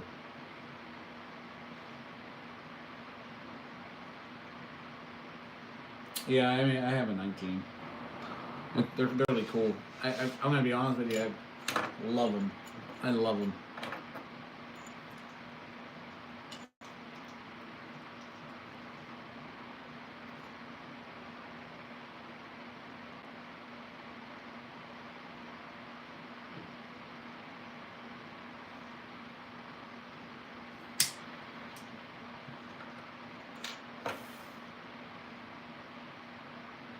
Yeah, the F-22 is a awesome plane. I mean, it's beyond awesome. Like, no one else in the world can drift a jet. Okay, you can drift that 22. It's just skid missile. Love it.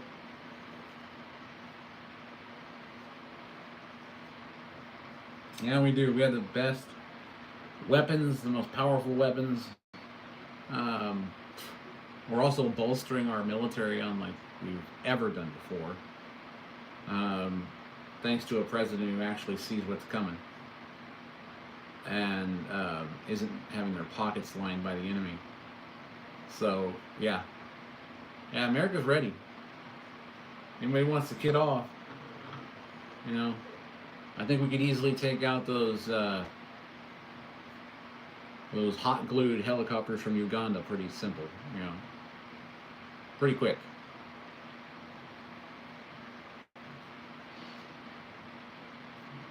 That's what I think. That's just my opinion, you know.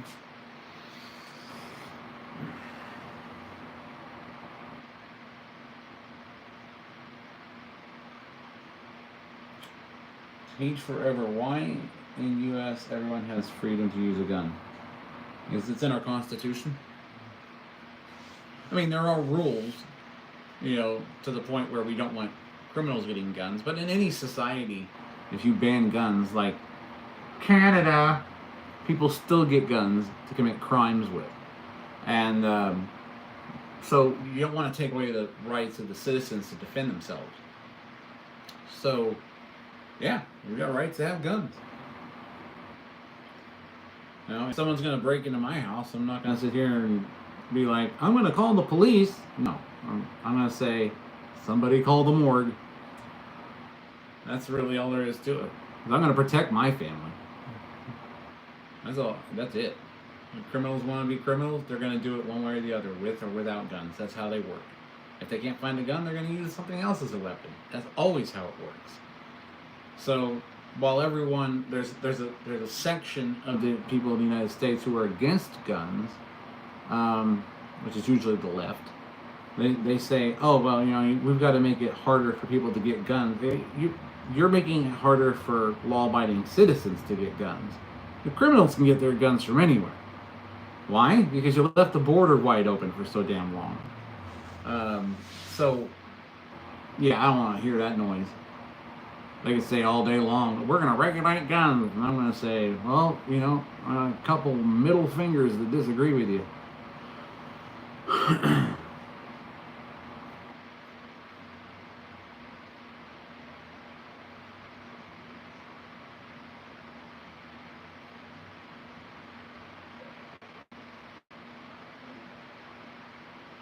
Michael, what are you talking about? You get what from your dad?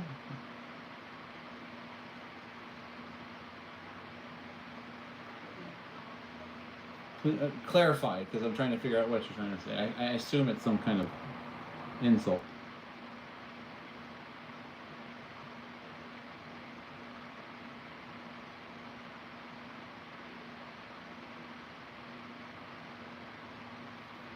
Or you're quoting an old commercial about, like, drug use, I think. It was like an old one. I get it from you, Dad. I get it from you. I think I know where you're going with it. Okay. It's been a while since I've seen that commercial.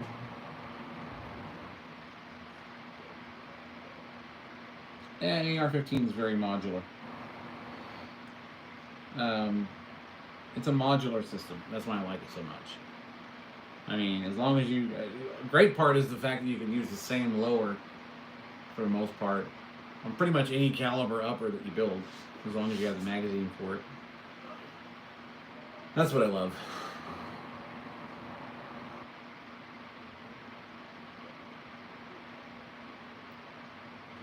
And Michael's laughing now because he knows, like, you went back in your past memory and now understand my quote.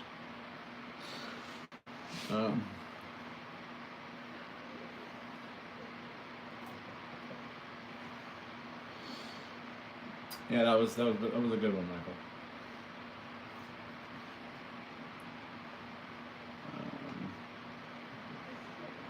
Hold on 1 second.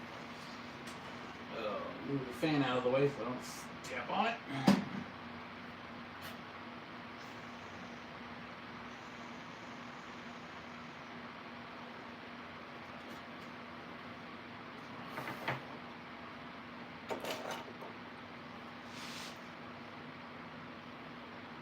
RX-7. Info. In from Brazil. Welcome, Brazil.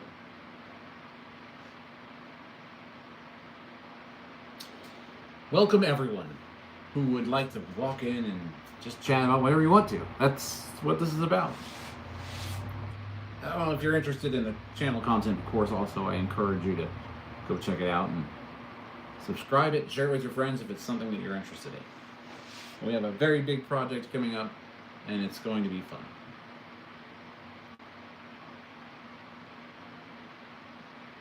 Oh, yeah.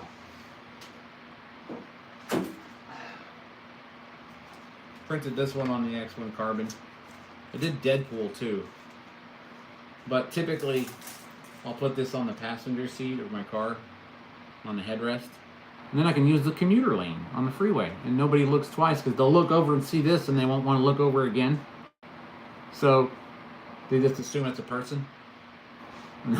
It works out great.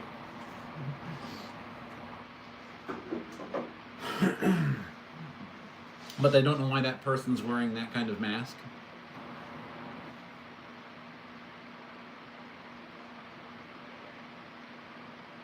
Remington 870, that's pretty good. I like that.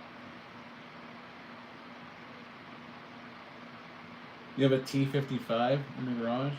Not a T80? Or the T80 won't fit, huh?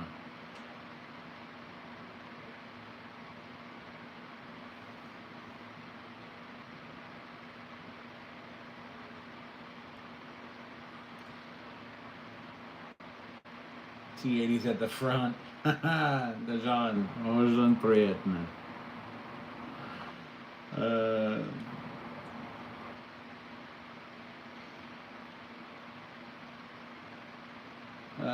You want to build an AK? That's. I think everybody wants to. I don't understand the fascination of AKs.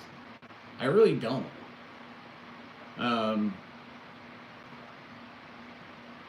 You know, I mean, I get that they're versatile, tough weapons and things like that, and it's just I could understand having an original Kalashnikov, an original, okay, like from the Soviet era, because that would be a collector's piece to me, you know. But these newer variants where they're trying to make, you know, aftermarket ones and things like that, and it's just because of the looks that they think it's cool. Like you get a lot of gangsters and stuff like that to get them because of it. And I guarantee I could swap a mag quicker in an AR than anyone could in an AK.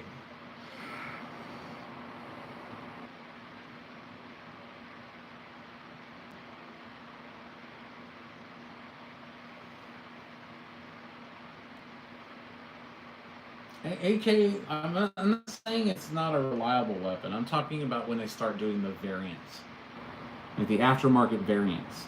That's what you don't want. You want an original, you know. And again, it's a collector's piece.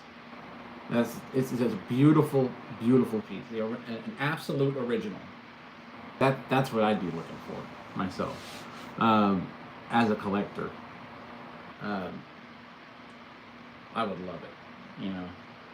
But because you know I like building AR platforms. They're beautiful because realistically, you buy an AR, you register it. It's pretty much just a lower, and then of course you follow the rules based on where you're at, and then you build whatever upper you want, and then of course always make sure that you're following your local rules and guidelines, because if you're doing stuff like that.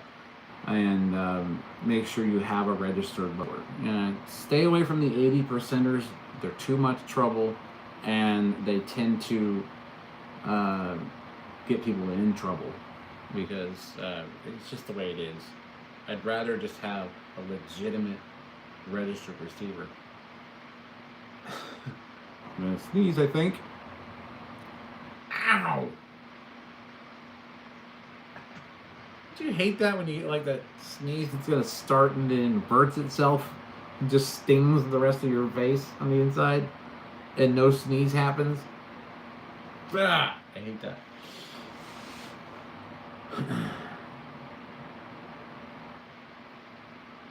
Yeah, I mean, it is an iconic weapon. But I use birdshot or buckshot for self-defense. Assuming it just you and that. Oh, if it was just me in the house, probably buck. I mean, traditionally the way I would look at it is if you're using a shotgun for self-defense, start off with a salt round, just rock salt, because you can always chamber a buck after that. It's less lethal. It definitely gets their attention. Assault stings. They have these kind of rounds out there for this, because you know, in the end, you don't want to hurt anybody to the point. You don't want to. How is it I'm supposed to say it on YouTube? Unalive them. You don't want to do that, if at all possible. Now, if they have a firearm and they persist, then you have to defend yourself. That's just all there is to it. It's your house. Then you do what you got to do. But all must be done within the confines and regulations and laws of where you live. You must keep this in mind. Trust me, it's not worth the hassle to not defend yourself in a proper manner so that you are protected by the law.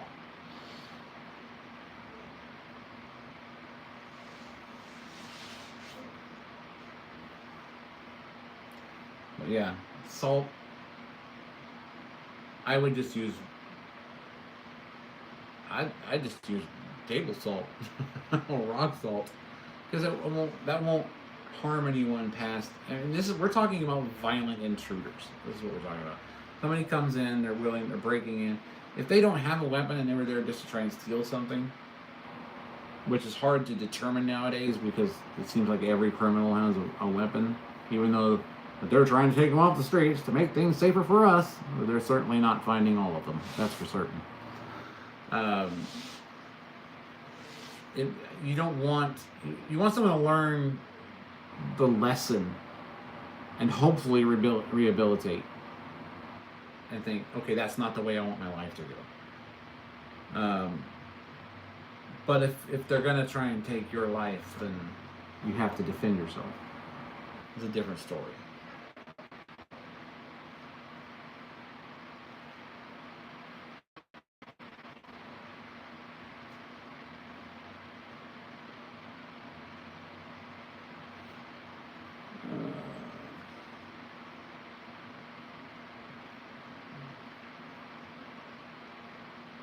There is not too much people in the West that wouldn't just in the trenches. Oh, well, I've been in the trenches, so that's why I'm on vet benefits and staying home right now. They won't let me go back in. I said, look, man, I might not be able to run as fast as I used to because of my injury, but I can still take care of the enemy. But I'm home now. That's family. After being in the trenches long enough to know what a human smells like in the sun. That's all I'm saying. But yeah, I've done my time.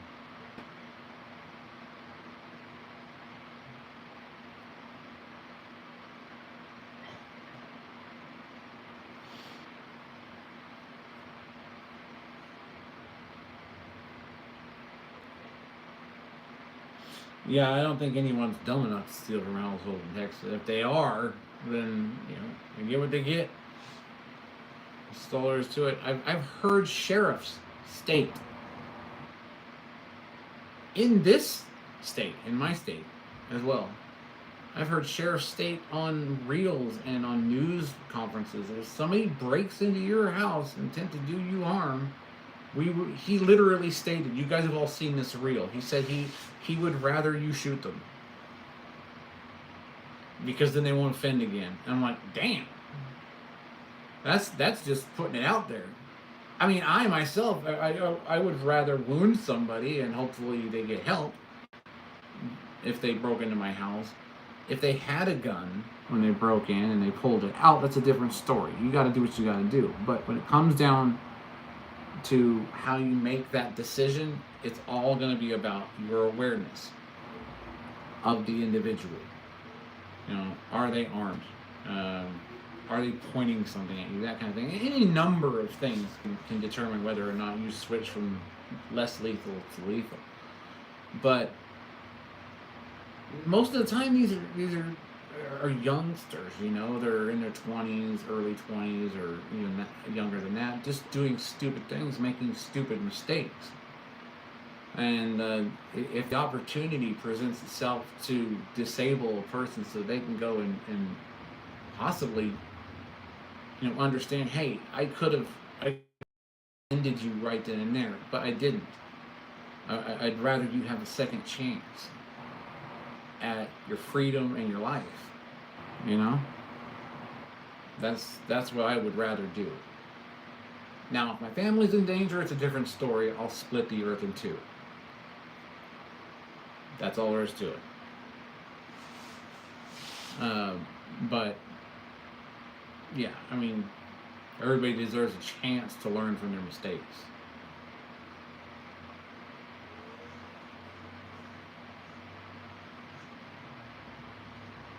Welcome, China. I don't think so. I don't see why everyone's afraid of China. Everything that comes out of China lasts like a couple of days to a month or two if you're buying products from them. Nothing ever lasts. And that's how you know COVID didn't come from there. Because it lasted a lot longer than a month.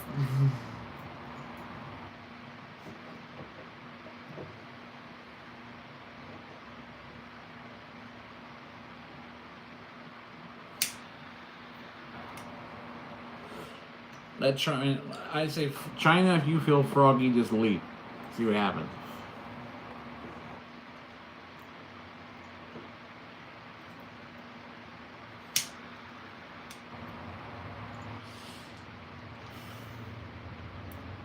So yeah, I ain't worried about China. There was a representative for China saying, if you know the USA wants war, they'll get war, but we don't want that. Usually, when people lead with that and then follow up with, but we don't want that, it means that they are no way ready for a full-scale war with the United States. Period.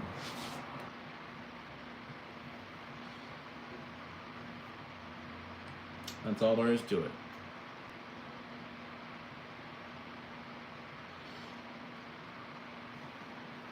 But everybody has their opinions, right? I know what I know of the military because I was part of it. So I know exactly what would happen to China. You know, just, and then, you know, so we're not even worried really about North Korea. We're just not. That man's been launching missiles into the ocean. Like a baby with a rattle, just mad at the world. Well, for what? What do you want? You want recognition or something? We see you're there because you keep lobbing missiles into the water. You know, it's like, you know, you're either going to do something or shut up because we're tired of hearing it, really.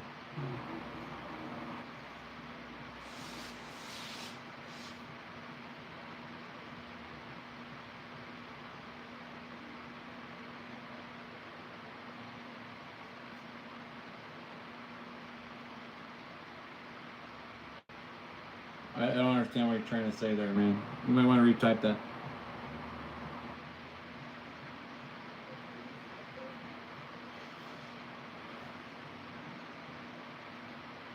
Well, you see, this is where your misunderstanding comes from. Nobody wants war with anybody. I'd rather we all live peacefully. But that's not how some people see it. So if there's going to be a war between 2 nations or 3 nations or 4 nations, we're going to pull out all the stops. That's all there is to it.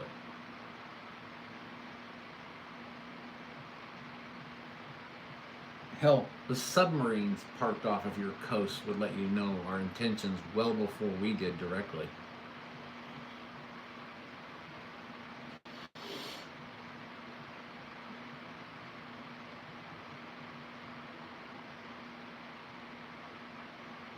You know what's interesting about you making that statement is the fact that you say the economy is second world.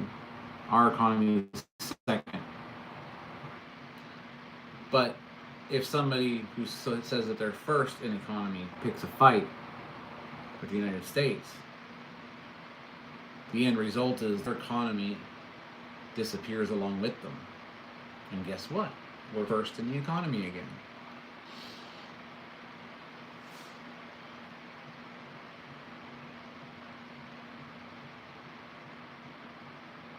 Oh no. We write history. That's what we do. But you're entitled to your opinion. I just hope that it feeds you and clothes you when there's no power or infrastructure left in the country that you happen to be in if you're attacking us.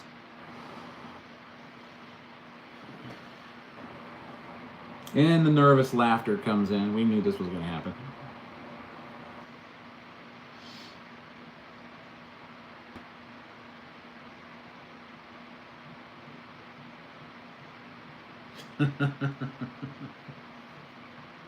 He goes 300 years old. It doesn't matter. It doesn't matter. It was 66 years to the day, almost, that the Wright brothers flew their first airplane to when we landed on the moon.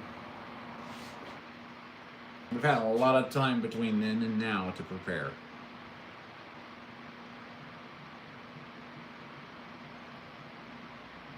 Not to be mean to Japan, but just ask them.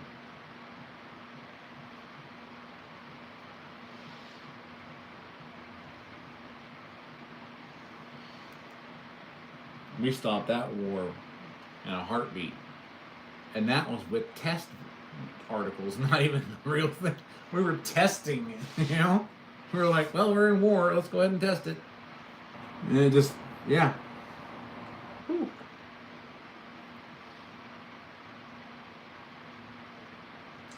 I don't care what you think about our leader. I don't care what you think about our country. None of that matters. It's just words. No, you see, what you don't understand is he's a businessman. And you can ask the Saudi king about that one.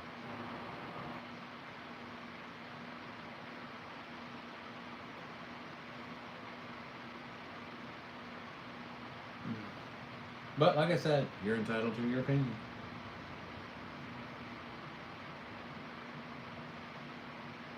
Ugh, I'm not worried about Russia either.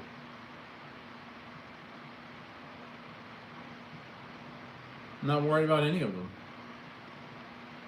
What lessons have they taught? That you suppress enough people, you can make them build as many iPhones as you want with one bowl of rice.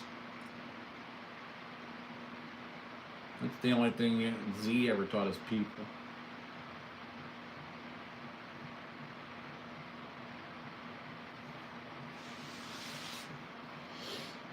So yeah, I don't want to hear that. We got freedom here. China doesn't.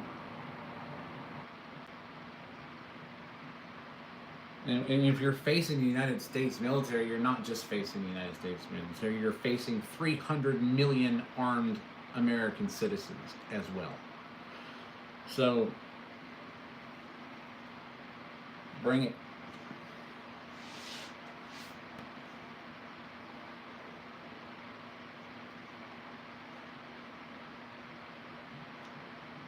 More laughter. That's what I was waiting for.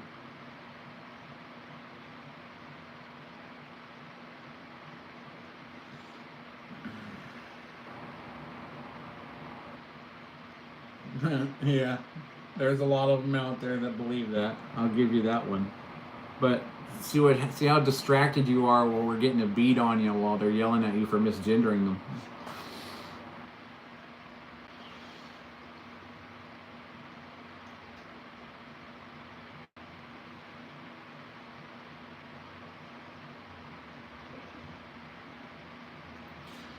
It's real simple. I honestly don't care what you think about my country. I don't care what you think about our leader. I don't care what you think about our military. You know, I know what it's capable of. I know what we are capable of. So when it comes down to China, when it comes down to Russia, when it comes down to all of them, if they want to start it up, start it up. And say, oh, we're only 300 years old, blah, blah, blah, blah, blah, blah, blah. But you know what? Do you see them starting anything? They ain't starting nothing. They know what will happen. They know what will happen. Period. And that's all I gotta say.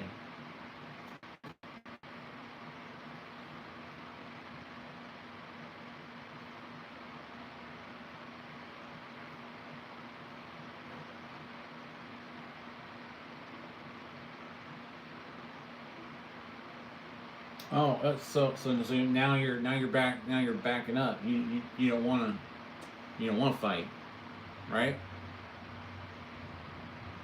You have no idea the interception capability we have when it comes to ballistic missiles. No idea. So yeah, while you guys would be seeing sunrise at 3 a.m., you'd be watching your scuds hit the water. Bottom line.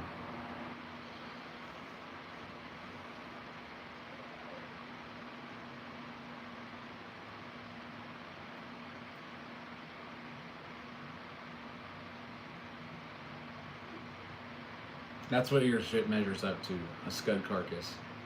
That's, you don't get the reference, then you obviously don't know very much about your military.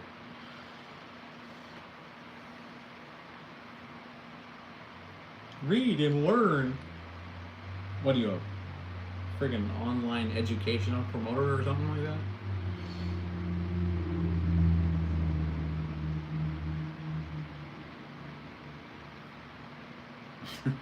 You see, that was the point. Good Lord, it just right over your head.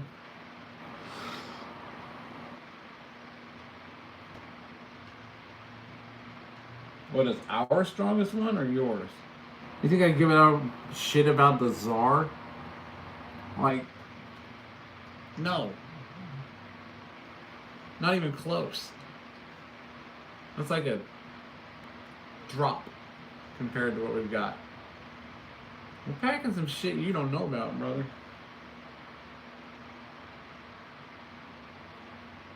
Doesn't matter. Does not even matter. You see, you can throw a big rock in a pond and disrupt the pond. But if you want to get to the fish, you got to target them directly. You see, there's a lot of stuff you obviously don't understand about warfare.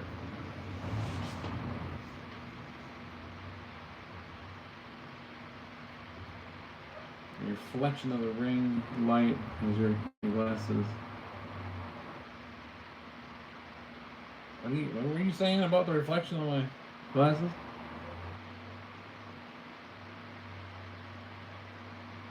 Well, what does that even mean? CMC? What does it mean? You don't like the light? Is that, and that's somehow telling on me or something? I don't get it. I mean, come on, elaborate. Okay, goodbye. Danger, have fun. See you later. He wants to be anti-American, so you can just kind of kick him if you like. Full ban, no timeout. Wouldn't want to know when it's coming, right?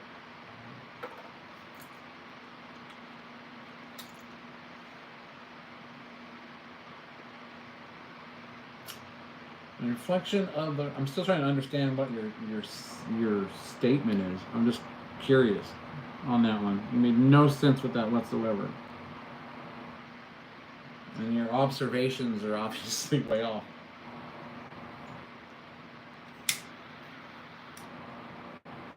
Anybody else want to try?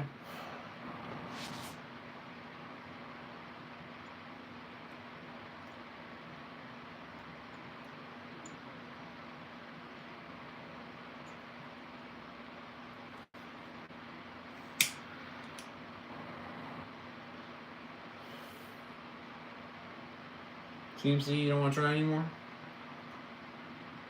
That's typical. Comes in and says, comes out and lays out a vague fortune cookie sentence and then just bolts off, feeling better about himself. Pathetic.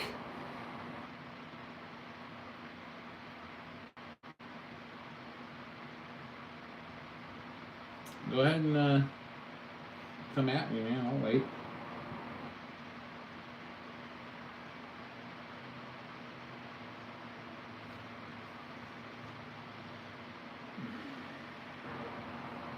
Oh, well, that makes sense.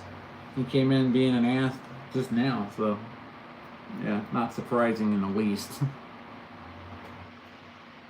Well, it is about 3 o'clock.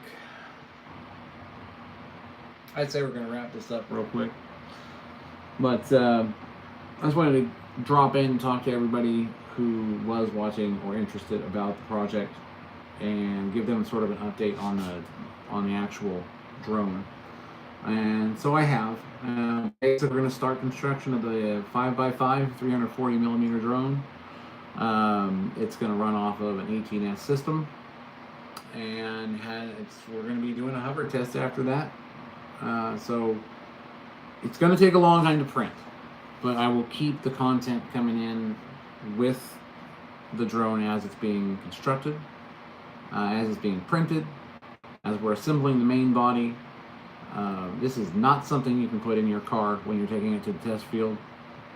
I will have to fly it out to the field after I do a hover test in the backyard, check stabilization, all that other stuff. It's either that or I gotta strap it on the roof of the car, because it's not going to fit inside. It's just not. It's a big drone. So with 28 rolls of clear PETG to go on the body, 10,000 millimeters of 20 millimeter carbon fiber rod, and 4 super powerful 75 volt 110 kV motors running a now 11 blade 340 millimeter high pitch or variable pitch fan on each EDF. This is going to be one of the most exciting drones I think I have ever built, and it's extremely powerful. So this is gonna be fun, and it's all 3D printed. You're gonna see a completely 3D printed drone. The fan, the body, with the exception of the electronics, obviously, and the bearings, and the control systems and stuff. Everything's 3D printed. It'll be reminiscent of the Shrike version 10, which is on the Shrike Concept Drone playlist. It's basically that, but 5 feet by 5 feet, and using a high pass 11 blade variable pitch fan design. So it's going to be exciting. So I would, anybody who's interested in watching all of that, subscribe, share, tell everyone about it, and be there, watch shorts, because that's where you're going to get your updates.